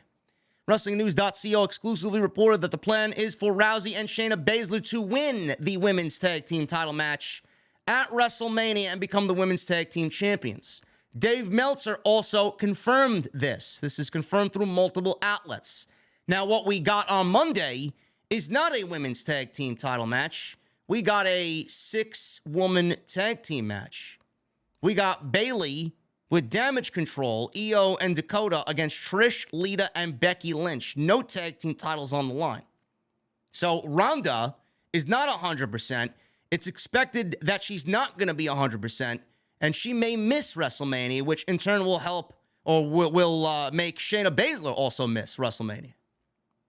It's going to help the match, in my honest opinion. That's where I was going with that. It's going to help the women's match because without Ronda, I think it's a better match. I think the match, the 6-woman tag team match, is going to be better without Ronda and Shayna involved. I would have much rather seen that than a triple threat women's tag team title match with Ronda and Shayna involved with Lita and Becky and Io and Dakota. But a one-on-one match with Bayley and Trish could have been something interesting if that did take place. Now, why didn't that go as planned? That was the original plan. That was what everybody was saying. Triple threat tag team match, Bayley, Trish. Or Bayley, Trish Stratus at WrestleMania. I don't know. Maybe WWE doesn't rely on Trish to go one-on-one at this age. Maybe they figured that Trish and Lita in a tag team capacity with Becky Lynch, they're going to be a little bit more protected in there against Bayley and Damage Control. They can get in there and do their signature spots, and that's all that they really require from both from Lita and Trish, rather. With Becky Lynch there serving as the catalyst that's going to be the one to handle and carry most of the match. I don't know. But I don't give a shit either way. If Ronda misses WrestleMania, I don't really care. It's no sweat off my back. I don't really care for Ronda anyway. But when Ronda's 100%, you know for a fact that WWE is going to go right for that Becky Lynch, Lita, Ronda Rousey, Shayna Baszler match. How that's going to factor into Damage Control, I don't know. There's a lot of questions. Twists and turns are planned for this tag team title feud. I don't know where the twists and turns are coming from. We already got Lita winning a championship going into WrestleMania. It looked like Damage Control might not really be on board with Bayley making decisions for themselves. Who knows if Damage Control is even going to be a faction at the end of all of this? We don't know. This could serve as the breakup for Damage Control. So we will see. But Ronda Rousey is not going to be 100% going into WrestleMania, and more than likely, she will miss WrestleMania. Brian Alvarez asked Meltzer if Meltzer was giving them a scoop here with this, and Meltzer says, yes, WWE hasn't announced the tag team match. Clearly, they did the 6-woman tag team match. It's still unclear which night the title match would happen anyway, and if it did, it would happen on night 2. I don't know if Dakota and Io are going to win the belts back, or if Lita and Becky are going to be the champions. But Ronda Rousey and Shayna Baszler are going to get a tag team title shot as it's been planned all along, with them likely winning them. unless Rousey's injury doesn't heal, which they are right now, of the impression she's not going to be 100% for WrestleMania, but the impression is that she is going to be ready when they do the match. Fine. It is what it is. Let's do what we got. You already set it out for WrestleMania with the 6-woman tag team match, and WWE can go and do something like that. You know, who knows how long Lita's going to be on board. Maybe they save it for Backlash in Puerto Rico. Maybe they do it in Saudi Arabia. Who knows? So we'll see what happens. But Ronda and Shayna more than likely going to end up winning those tag team titles. And then comes a whole new set of questions. What tag team division are they going to lead? And what tag teams are going to step up and challenge Ronda Rousey and Shayna Baszler? There are no tag teams. None. None anyway that are going to compete with Ronda Rousey and Shayna Baszler. It's going to be difficult for WWE to make anything serious come out of that division when every other team, if Ronda and Shayna are the tag team champions, every other team is going to be so inferior to what those two women are.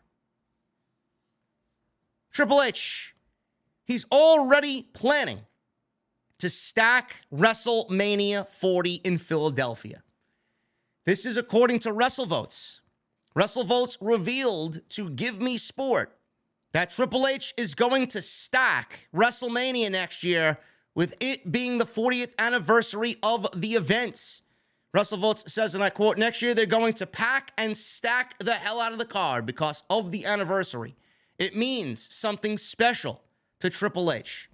Specifically, WrestleVotes also noted that the door is open for two major names to work next year's event who rejected appearing at this year's show. Those names are The Rock, obviously, who WWE wanted for Roman Reigns this year, but Rock told WWE that he wouldn't be fit to get in ring shape for a match with Roman Reigns in time for the show, and Stone Cold Steve Austin, who apparently rejected numerous pitches for a match this year, including Brock Lesnar and Roman Reigns. Now, obviously, with the show over a year away, a lot of plans obviously are just thought right now. Nothing is really set in stone. Clearly, a lot can change between now and then, but the focus on next year's event will begin once WrestleMania 39 is over and we get that brand new season of WWE starting on the Raw after WrestleMania. I would hope that they stack the fucking show. I mean, it's the 40th anniversary. Now, that is something. You know, this year I was a little bit more vocal on, we don't need Lita and Trish. We don't need Austin. We don't need The Rock. The Rock was the only one I would have accepted because the whole tribal chief head of the table story clearly is built for The Rock to come and face Roman. And we were conditioned for years with Rock putting it off. I want it to happen in Los Angeles. Fine. So now we're in Los Angeles and he still doesn't want to do the match. Fine.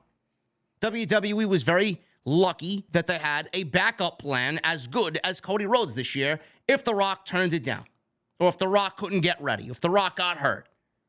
They had a great backup plan in Cody Rhodes, and now they have a real big main event for WrestleMania with Cody and Roman for the World Championships. But next year, I understand that WrestleMania 40 is a big number. That's a big fucking deal. 40, it's a nice round number, the 40th anniversary of WrestleMania. I mean, if The Rock, we said this year, if The Rock doesn't show up this year, I mean, I'm just going to give up hope on The Rock not even wrestling anymore. Philadelphia, WrestleMania 40, if The Rock doesn't find it important to be at the 40th anniversary of WrestleMania, then what the fuck does he want? At that point, it's going to be like, you know what, enough is enough. Just go away. I would assume The Rock would be axed. I would assume Austin would be axed. I could see that being Bill Goldberg. Fuck Bill Goldberg. But I could see Bill Goldberg being axed to wrestle his final match at WrestleMania 40. They're going to stack the show. Roman and Rock. Stone Cold and John Cena, maybe. You know? That's something that I would still love to see now. John Cena and Stone Cold Steve Austin in a one-on-one match. Era versus era, you know? Then you get Bill Goldberg. I know a lot of people are saying Bill Goldberg should put over Braun Breaker for his final match and put Braun Breaker over as the next big guy in WWE. Similar in stature. Goldberg's got a nice, history with the Steiner brothers. So I could see that being the case. Who knows if Bill Goldberg wants to go out on his back in his final match. He may not want to lose in his final match. We don't know. But I could see some of those types of matches taking place. Now, I wouldn't overload the show with those matches. I wouldn't mind, WrestleMania is 2 nights. It's a little bit more easier to digest over 2 nights. You do 2 big marquee matches like that with returning guys, legends, Hall of Famers, 2 matches on one night, 2 matches on the other, and then you stack the rest of the show with 6, 7 matches with current talent. It's not that big of a deal. But if it's special to Triple H, it's going to be special to get those types of talents to really celebrate the 40th anniversary of WrestleMania as well. So if he's looking to stack the show, you better believe Triple H is going to have some great ideas planned for WrestleMania 40. And like I said, I would expect them to stack the show being 40th year or the 40th anniversary of WrestleMania. It's a big deal. You only get one time to do that. You only get one 40th anniversary, man. You better make a big fucking deal out of it. WWE apparently is losing an NXT superstar. I know you guys are devastated over the fact that Tokyo Sports is reporting that Saray is leaving the company. Who? Saray. Who gives a shit about Saray? I've seen people talking about this on social media. Saray. Saray was in WWE because William Regal brought Saray in overseas from Japan to WWE. They loved going out there, scouting the globe, and bringing in international talent for NXT to differentiate itself from the main roster. It was a great time when Triple H and William Regal and fucking Matt Bloom all ran NXT. All of this shit went bye-bye when Vince McMahon and Bruce Pritchard ended up running NXT and ran it into the fucking ground. Saray signed with WWE in 2020 and had been wrestling on the NXT brand. During her time on the brand, she was rarely featured in big storylines. WWE actually took her and made her into a Japanese schoolgirl with magical, mystical powers. Guarantee you that was the idea of Bruce Pritchard. Guarantee it. Nobody will convince me otherwise. How stereotypical of WWE to do that with Saray. They legitimately turned her into a walking anime meme. They turned her into a Powerpuff Girl. Typical Bruce Pritchard and Vince McMahon. Fightful Select was able to confirm this report, including that Saray has bookings elsewhere. Who cares? However, WWE is yet to comment to the numerous inquiries about this. Since word emerged that she would be leaving the company imminently, Fightful is now reporting that the beginning of the end was actually in early 2022 when many of her biggest supporters were let go from NXT. Sources within the brand said that she never really factored into a consistent or major creative fashion after that. We're told by the spring of 2022 that the writing was on the wall. William Regal's departure was one that many pointed out as a turning point for her not really being used anymore. Those who frequent the Performance Center said that she hadn't been around in ages and weren't given any answers when they'd ask about her. It was widely accepted within the company that the creative given to her was outright bad. I mean, NXT is bad now. But what they did with her was downright comical, man. And then people want me to believe that Bruce Pritchard and Vince McMahon weren't running the fucking show. Or John Laurinaitis had nothing to do with running the show. The three-headed beast ran NXT. Believe it. Those within the company said that Saray took great pride in helping Tiffany Stratton along during their short feud and seemed to think a lot of the up-and-coming talent as well was great. Though there was a language barrier, Fightful heard no issues in her dealing with anyone and only heard positive things about her from others in the WWE Performance Center. Who cares? No great value was lost here at all. She was a product of William Regal. She was a product of the black and gold that clearly Vince McMahon and Bruce Pritchard found no value in and wanted to make a mockery out of. Saray, all Saray was someone looked at by the people that they fired. Vince McMahon and Bruce Pritchard fired everybody. The administration fired everybody. And they looked to embarrass every aspect of what the old administration in NXT was. And they picked on that and they had their fun with it. That's all they did. Goodbye. No real value was lost here. Shifting gears to AEW.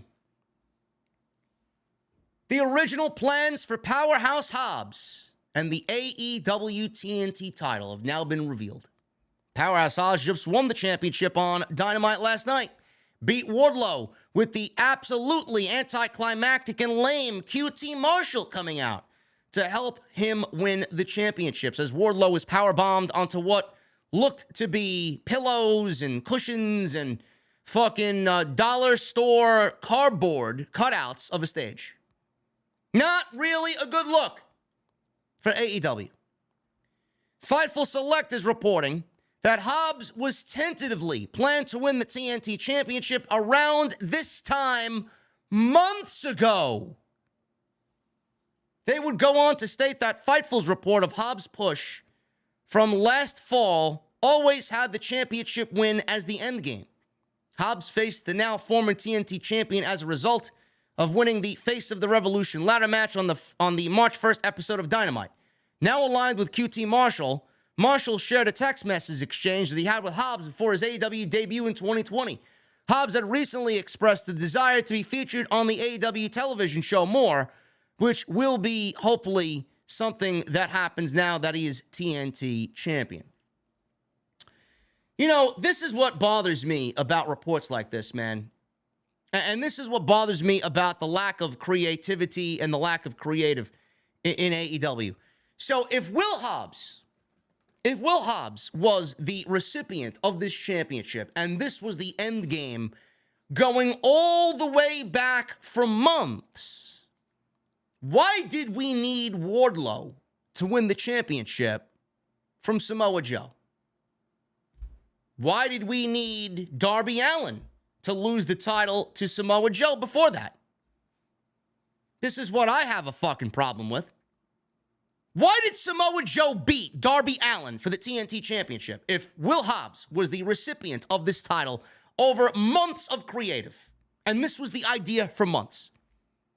Don't you think it would have been a better idea for Will Hobbs to win the TNT Championship from somebody like Darby Allin, hold it, and go on a long title reign to establish him as the champion instead of having Darby lose it to Joe, Joe lose it to Wardlow, and then Wardlow lose it in fucking 72 hours, twice, to Will Hobbs? Or am I losing my fucking mind? None of this makes sense. None of it. I don't know why Will Hobbs wasn't given the TNT Championship in a match with Darby Allin. That would have been something that he could have looked back on. Had a great match, and Darby was on a nice string of title defenses. He could have been the guy that put the nail in his coffin. No, but we needed Samoa Joe and Wardlow for the TNT title again, which ultimately did nothing because they took the title right off of Wardlow on yesterday's show. They could have easily given us Samoa Joe and Wardlow in a one-on-one match because of him cutting Wardlow's hair. Did it need to be for the championship? Of course not. If you were never planning to use the title as a vehicle to build Wardlow up at least close to what he was before all this fucking shit booking, I don't know why you opted to go that direction. This is something that's going to be talked about next Wednesday. This is something I'm going to keep this one on the back burner, but this initial report, I don't really understand what we're reading here. I don't. Ridiculous. This is why AEW Creative gets criticized. MJF got himself into some hot water. This is the first time I'm talking about this on a podcast, legitimately. Young fan supposedly had tequila thrown on him by MJF during the Iron Man match at Revolution. Supposedly, MJF took this cup from the mother. It ended up being tequila. I don't believe it was tequila at all. That was a hefty amount of tequila in a solo cup or whatever cup she was holding. I don't recall venues like that selling straight shots, multiple shots of tequila like that. I don't recall that being an item on the menu when you go to the concessions bar. I don't really believe the report. It's almost as if these fucking dirt sheets and journalists poured the tequila for them and then made the assumption that it was tequila. It looked like water. Secondly, if that was tequila and the amount that was in that cup, like Jesse said last night, it's more likely that this woman smuggled the tequila into the venue, which is a problem in its own. And she should not be doing something like that. Brian Alvarez reported on the Wrestling Observer Live that this was real, a real fan, not a plant. I don't blame you if you thought it was a plant. It looked staged to me the first time I saw it. The water turned out to be tequila. I don't believe it. Amanda Huber, Brody Lee's wife, and others came out to check on the fan. The fan and his mother were taken backstage after the show. They were given merchandise and will be attending Wednesday's Dynamite. Did attend Wednesday's Dynamite in Sacramento. Everything diffused. We should move on and live our lives. This kid got treated to a fucking AEW show for free on Wednesday, and he got taken backstage to go visit Will Hobbs in the AEW locker room. Will Hobbs was his favorite performer. Great. Tony Khan made it right. Meanwhile, everybody wanted to talk about it on social media, trying to cancel MJF. MJF went too far. MJF is a scumbag. MJF is boring. All this other shit. While speaking at the post-event media scrum, AEW President Tony Khan and MJF were asked about the incident. MJF said when asked what was going through his mind at the moment, he said, and I quote, "The kid looked thirsty." The follow-up question for Tony was whether there will be any consequences for what MJF did. Why would there be? He's playing a fucking heel. I'm sorry you can't handle that in 2023. We had a conversation before we came up here. We had a serious conversation, and I mean that. And it's not to be taken lightly. The young man, Titus, was a real pro about it. And we'll see Titus again here in AEW. I believe Titus is actually coming to Sacramento. I was just with him, and he was a real champ about it. The champion didn't act like a champion there, but I think Titus was great. The champion didn't act like a champion.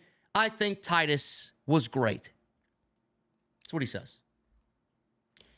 A lot of people made a big deal about this, and I'm trying to look at it from a completely different point of view. Everybody was like, oh, well, if you had kids, you'd look at it a little bit different. A lot of big egos online were like, well, if that was my son, I would have punched MJF in the face. I would have knocked him the fuck out. No, you wouldn't. No, you wouldn't. Not with the big bad bodyguard that is showing at AEW shows every fucking week standing there. No, you wouldn't. So shut your fucking mouth. Nobody's touching anybody. Nobody's touching any of the talents. You're not going to say shit, okay? Give me a fucking break. First of all, I said this. I said this yesterday. Everybody's having a fucking conniption fit. Everybody's having this fucking meltdown. Oh my God! How could he do that to a child? If this child was 3 or 4 years old, I could look at it a little bit differently. This was a grown child. Grown enough to be wearing a full-fledged adult AEW replica world championship. He had his hoodie on, expecting something to happen. I mean, he was in the fucking first row, bundled up like he was about to walk out into a fucking snowstorm. Almost as if he knew to expect the water was about to be thrown on him. Then you want people to not think it was a plant and not think it was staged? Just to get MJF heat? It could have been something that was staged to get MJF heat. Who the fuck knows? We'll never know. But this kid was old enough to be wearing an adult AEW replica world championship. Everybody wants to say, oh my God, MJF went too far, he crossed the line. I mean, this kid, an hour and a half before this main event, 2 hours before this main event, was subjected to a bloody death match that included somebody being stabbed with a fucking fork in the forehead with blood squirting out everywhere, barbed wire being raked over people's faces and across their back, bricks being brought into the ring, somebody was hung with a fucking metal chain. But you want me to sit there and pretend fake outrage over this kid being thrown into a situation where MJF threw water on him.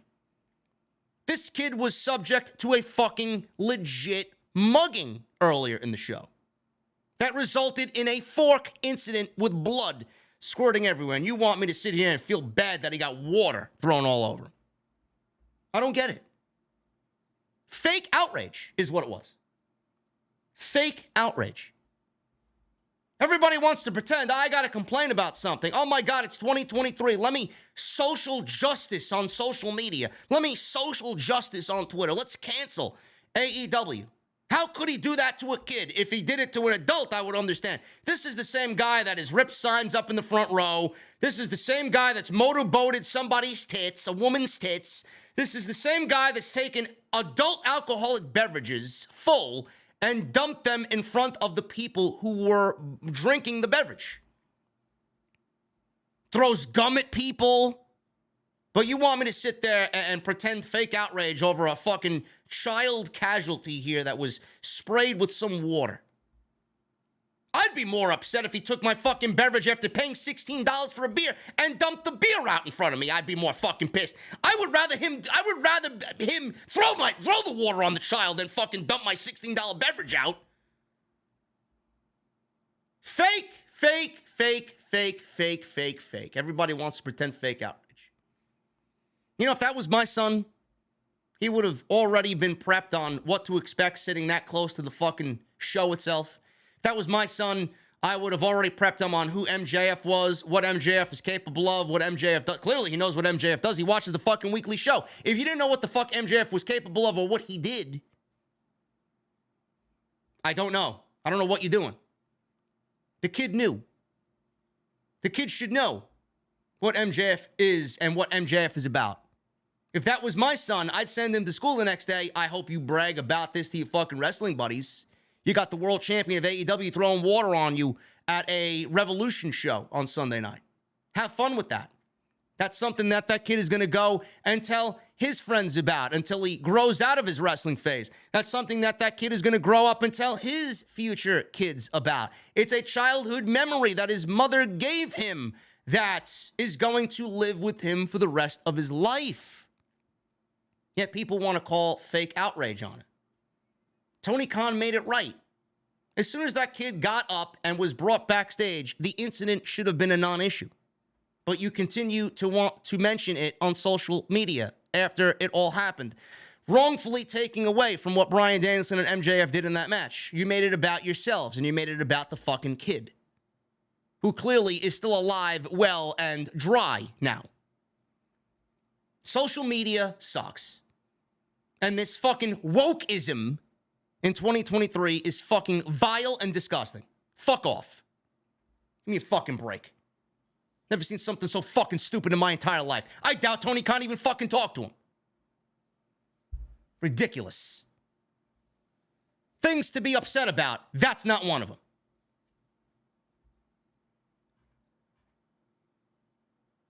FTR. Apparently FTR have re-upped with AEW.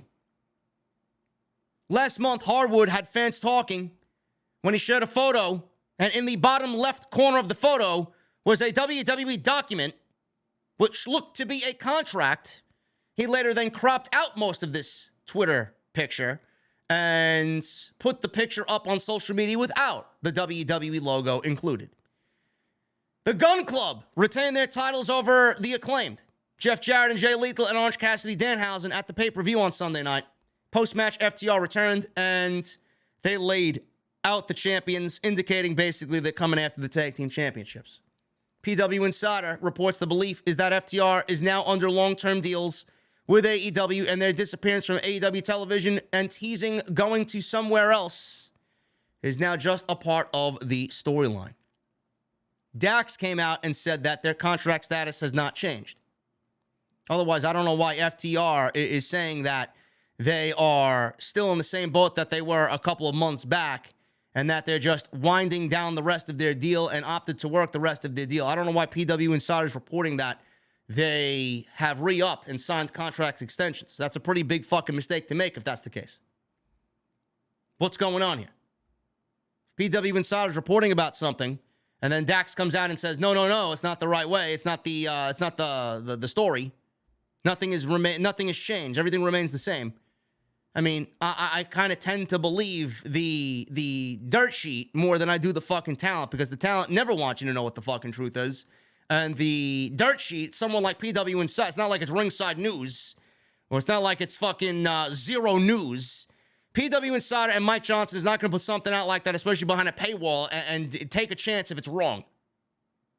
They got their bases covered 10 times over to put that shit behind a paywall and then make sure it's right.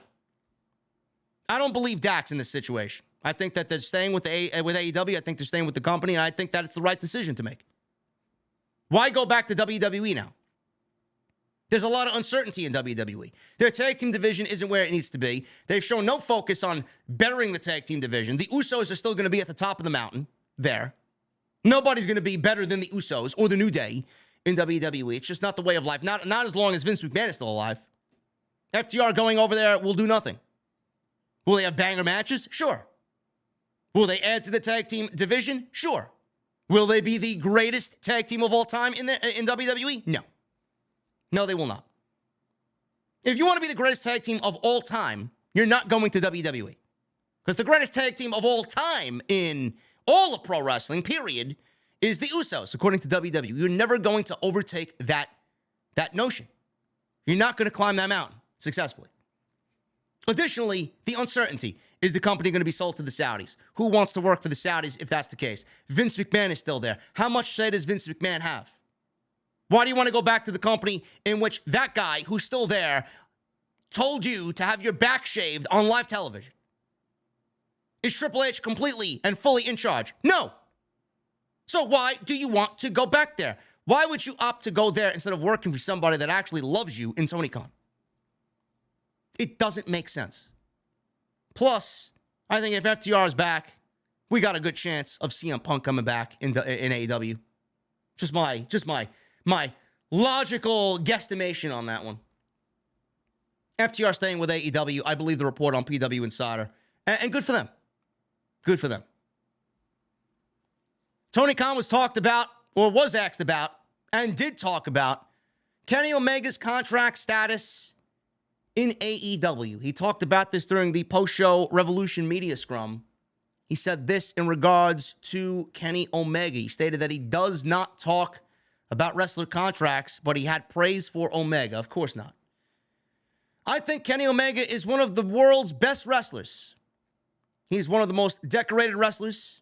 To have somebody who's been World Trios champion, had a great match defending that title tonight, World Tag Team champion, the World champion. He's done everything you can do as a world champion in this company, and also the IWGP United States champion. And this year alone, he's had some of the best matches in the world. I thought it was an excellent match on pay-per-view tonight. He started the year with great matches versus Will Ospreay at Wrestle Kingdom. Kenny Omega can do anything he sets his mind to. He's one of the best stars in the world, and I hope he's here for a very long time. I don't know why questions like this are asked when you know Tony Khan is not going to give you an answer. This is why I really look down on these fucking scrums for AEW nowadays. It's nothing but fucking favoritism. It really is. Why ask that question knowing you're never going to get an answer? So who are you asking it for? You asking it to be cool? You asking it to show Tony that you're hip with the dirt sheets and you're hip with the stories that are late breaking and current? Give me a fucking break with this shit. Why don't you ask him some real fucking questions instead of bullshit questions that you know you're not going to get the answer to? Nobody knows what Kenny Omega's going to do. He's there till the end of the year. Is there a shot that he goes to WWE? Of course there is. Is Triple H going to make a play for him? You better fucking believe it. But if WWE lands Kenny Omega and then AEW loses Kenny and the Bucks to WWE in a year where they have contract negotiations with Time Warner and Warner Media, I don't know. Will it even be AEW anymore at that point? How could it be all elite without the elite? Tony Khan does not want to lose these three men. He doesn't want to lose any one of these guys. Otherwise, it's not going to be AEW. The heart and soul will be crushed in AEW. Will they be dead? No. They'll have some life in them. Not much. But with Kenny Omega, the Young Bucks, and MJF's contracts supposedly all due within months of each other, Tony Khan's going to have a lot of money to give out to keep everybody happy. Even though I think MJF's contract is not really up. I think MJF is one of those guys that wants to say his contract is up with the whole story. Yeah, I'll see you guys in 2024. I think MJF signed a contract extension with AEW. I would certainly hope so. I don't know why Tony Khan would give him the world championship knowing that he's got a free agent coming up in 2024 in MJF. If he gave him the world championship, I would hope that he signed him to a long-term extension. Brian Cage, he may be on his way to out of AEW to WWE. Recently, Brian Cage was in the news about his AEW deal set to expire imminently.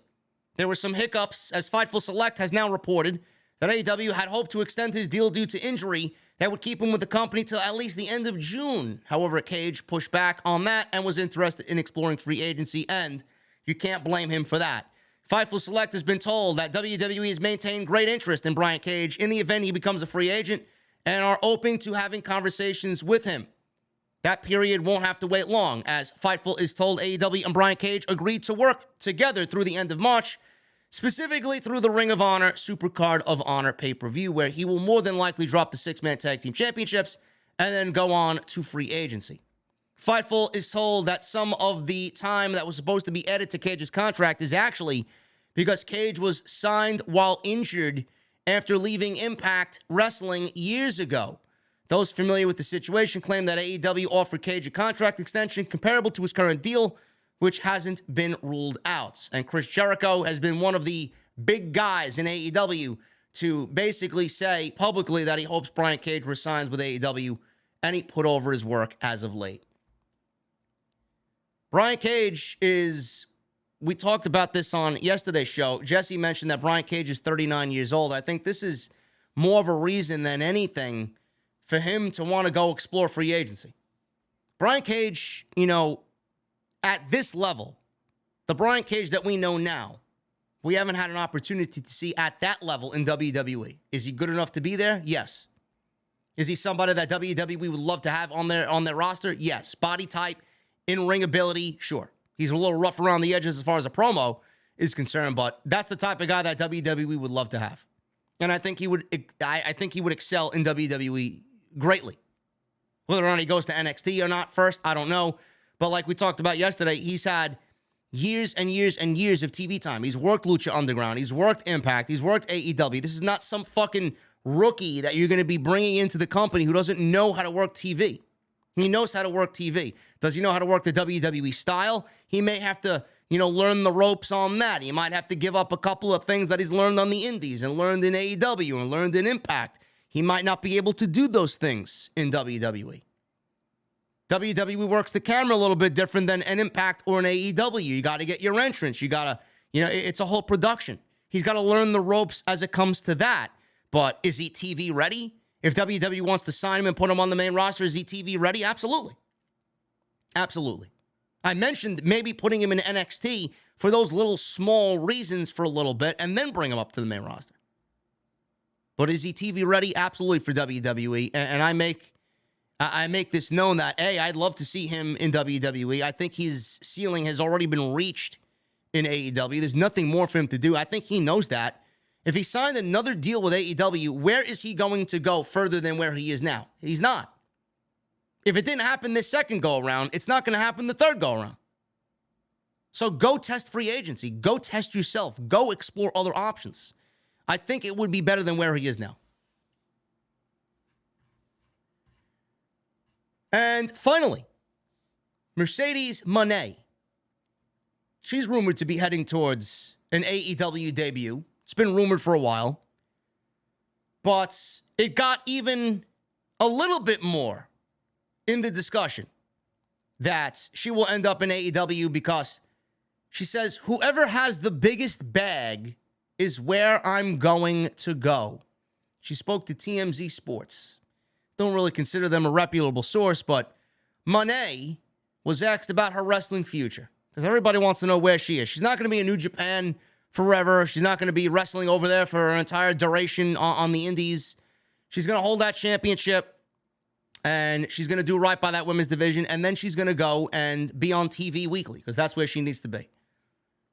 I'm excited to see what's next for me in the world of pro wrestling. She noted that she would pop up for some indies, work New Japan with her next match happening on April 8th. I'm putting the offer on the table for the list to see who's next. I want to see who's ready for Mercedes Moné because I turned down for nobody. I'm always here for the check. I'm always here for the bag. And whoever has the biggest bag is where I'm going to go. Additionally, Tony Khan. Again, this was asked in the pre-show, or the post-show rather, media scrum. Tony Khan was asked about Mercedes. He said this: she's a tremendous wrestler. I wouldn't want to comment on any discussions I've had with any free agent, especially one that was a champion in their great partner company, New Japan Pro Wrestling. Khan did go on to say he has a ton of respect for that great wrestler and that any company would be grateful to her or to work with her, interestingly, without actually naming Mercedes. He did not mention Mercedes' name. I listened to that during the post-show media scrum, and I'm like, bitch, we know that you had discussions with Mercedes already. You know for a fact that Tony Khan's phone was immediately picked up and called Mercedes to see what was going on. I do think eventually she ends up coming in, and if she doesn't come in for a full-time gig, she will definitely be on AEW programming because, I mean, if she's still the IWGP Women's Champion come the time of Forbidden Door, you can guarantee it that Mercedes and Jamie Hayter is happening at Forbidden Door. And if it doesn't, there's something internally fucking wrong with AEW. Seriously. Anyway, guys, I'm about to get out of here, man. We're going to get into the Super Chats. We have several Super Chats to go over, but I want to thank you guys for joining me on the podcast today. I love to get these midweek shows out there for you guys. Kind of breaks up the show coming into Sunday as well, so we will be back live on Sunday with episode 469, I believe, on Sunday night. Make sure you guys follow me on social media at JD from NY206, Twitter, Instagram, TikTok, and Cameo. Make sure you guys hit that subscribe button down below. Turn on the bell for notifications. Hit that join button, become a channel member right here on OTS, and hit that thumbs up, man. We got 769 likes. I'd love if we could get as close to 1,000 as possible. What about Jade and Mercedes? No, thank you.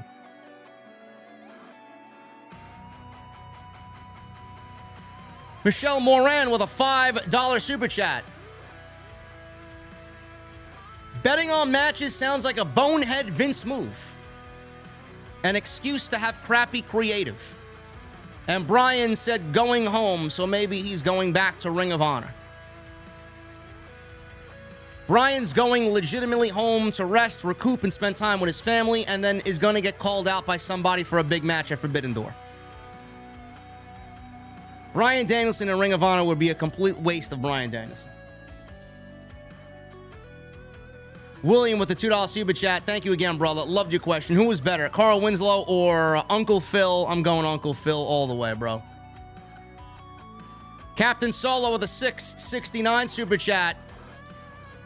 Would you rather take out on a date and use Blue Chew on Abaddon or Piper Niven? Must pick one. OTS for life, brother. You guys with these ridiculous questions, man. I'm going Abaddon.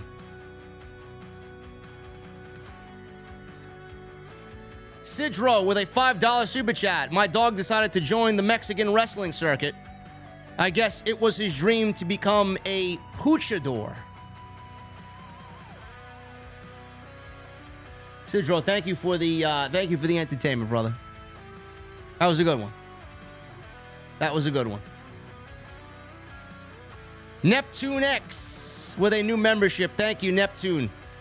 Appreciate you, man. Thank you for being here. And you are now gonna be a VIP in my mother's basement.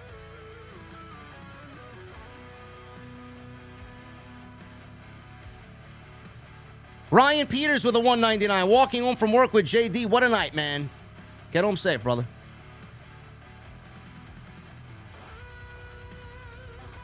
Nick Williams with a $5 super chat. Imagine if a report comes out stating Vince regains creative control while JD is doing House of Glory. I won't be surprised. Would not be surprised, Nick. Something always happens when I take the night off to do House of Glory. Something ridiculous always happens. Justin Smith with a $5 super chat. I wondered if JD was on just a minute ago. I searched and he was. Hardest work in the IWC. Fuck Satin. Thank you, Justin.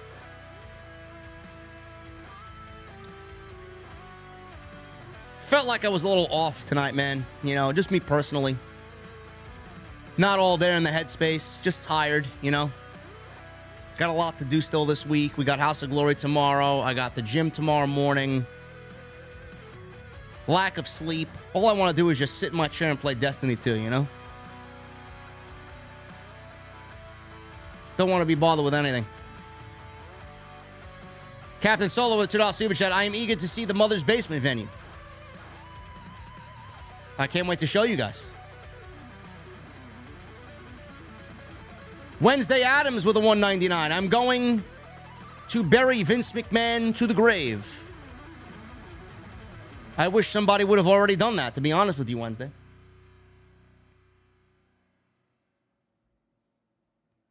Cody Snyder with a $5 super chat. I'm ready for my cheat meal Sunday. JD, what would your ideal meal for breakfast be? I'm eating the unhealthiest damn thing Sunday morning. OTS for life. What would my ideal meal for breakfast be? I love me some scrambled eggs. I love waffles. I love French toast. I love breakfast, man. I don't eat enough breakfast. I've been trying to watch what I eat too as of late, man. Keep it to a minimum, you know? John Thompson with a new membership. John, thank you so much, brother. Thank you for being here. And what the fuck are you drinking? King Jabon with a $10 super chat. Off topic, but this must be said. All of the people Triple H brought back are disappointing and boring. Also, Cody needs a character and a better story with Roman. He is not the guy. Dare I say he's boring. Well, that is clearly your opinion, King Jabon, but I said this before in regards to Triple H and the talent that he's brought back. He's inherited a Vince McMahon product. It will never truly be his until Vince is gone. I don't know if we're ever going to get that. You are not being told the entire story. Vince McMahon is still largely in charge. His shadow is still looming. Until that day, it will never be where it needs to be. Rage, thank you for the 99, and I just saw that you did another 99.99 in Super Chat. Thank you, Rage. So Rage has two 99.99 Super Chats. We read the first one. She says, for this one, Moné needs a reality check. She sucks compared to Charlotte, and Vince is what we need in this dead company we got right now. He's amazing, just like Charlotte Flair. I don't understand how people don't see that.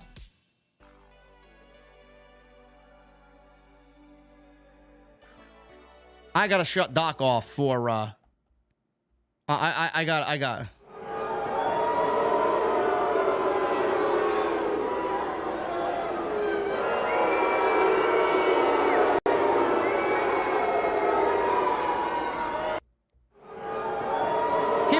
Keep it going. No way.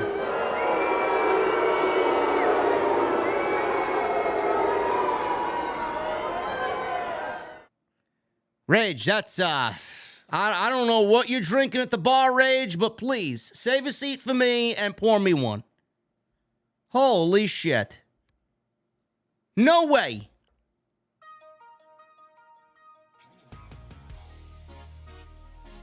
Yeah, get the bottle away from her, man. That's right. Holy shit.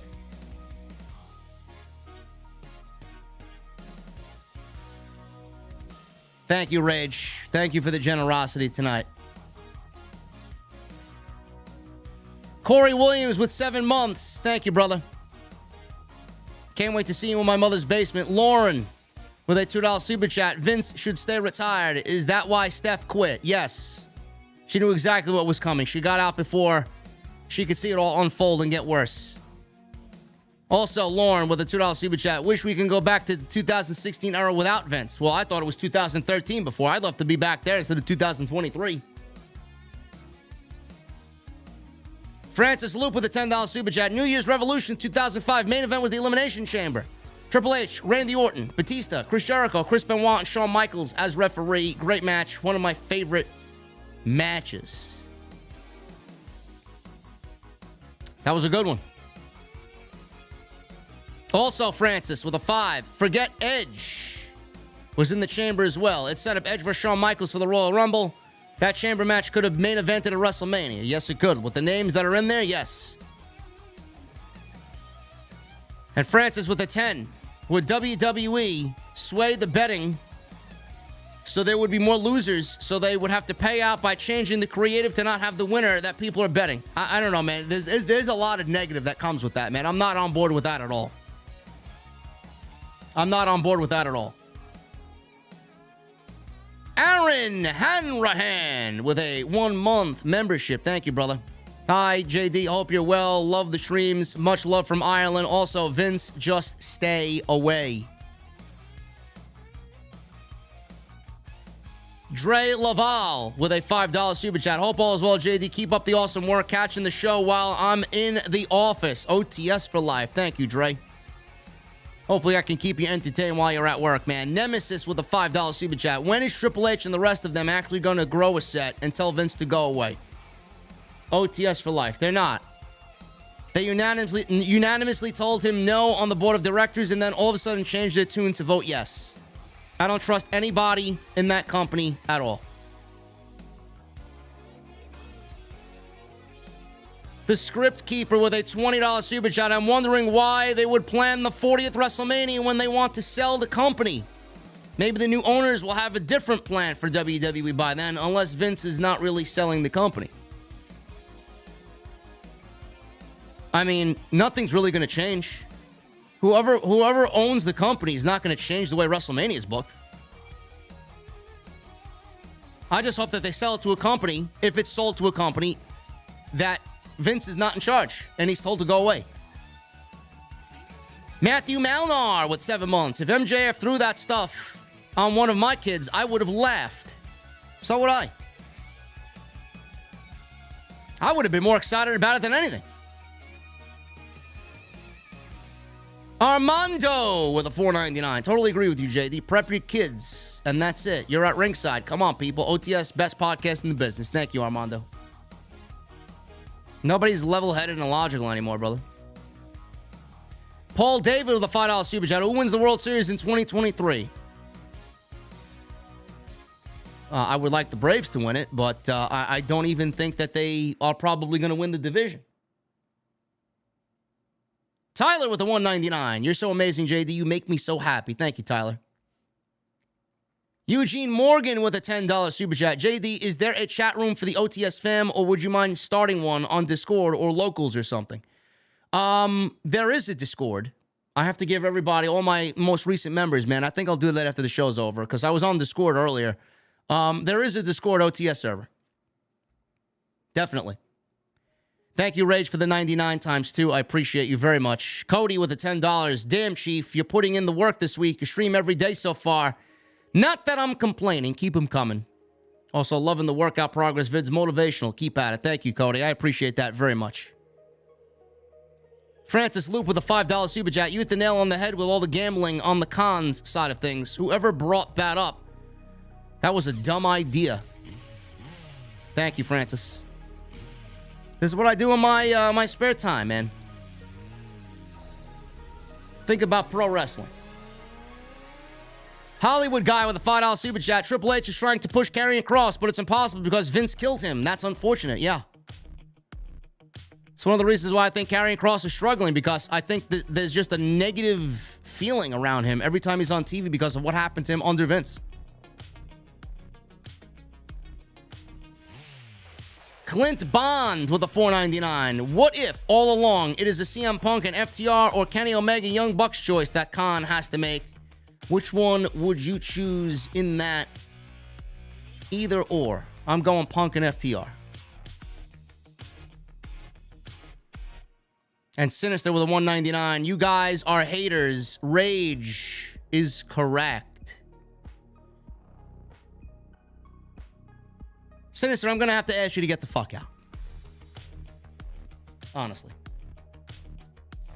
Ladies and gentlemen, I'm about to get out of here, man.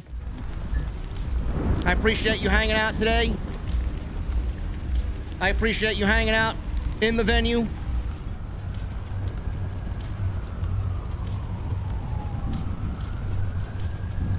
We got more coming up this week, man. We got more coming up this week. We got no stream tomorrow. I want to make sure you guys are aware. No stream tomorrow. Saturday, around 12:30 or so in the afternoon. We're going to do a SmackDown post show on Saturday afternoon. I will be at House of Glory on Friday night, so no stream tomorrow. So look forward to that. I'll have it set up before I go to House of Glory, so you guys know. And then Sunday we'll be live with the podcast on Sunday night like we usually are. Appreciate you guys very much, man. Listen, thank you for all the support. Hit that thumbs up, hit that subscribe button down below, turn on the bell for notifications, and make sure you guys go out and check out all the other content on the channel. Plenty of it. Until then, guys, have a great night. Enjoy the rest of your Thursdays, and I'll see you back on Saturday afternoon with SmackDown and the post show right here on Off the Script. I'll see you guys later.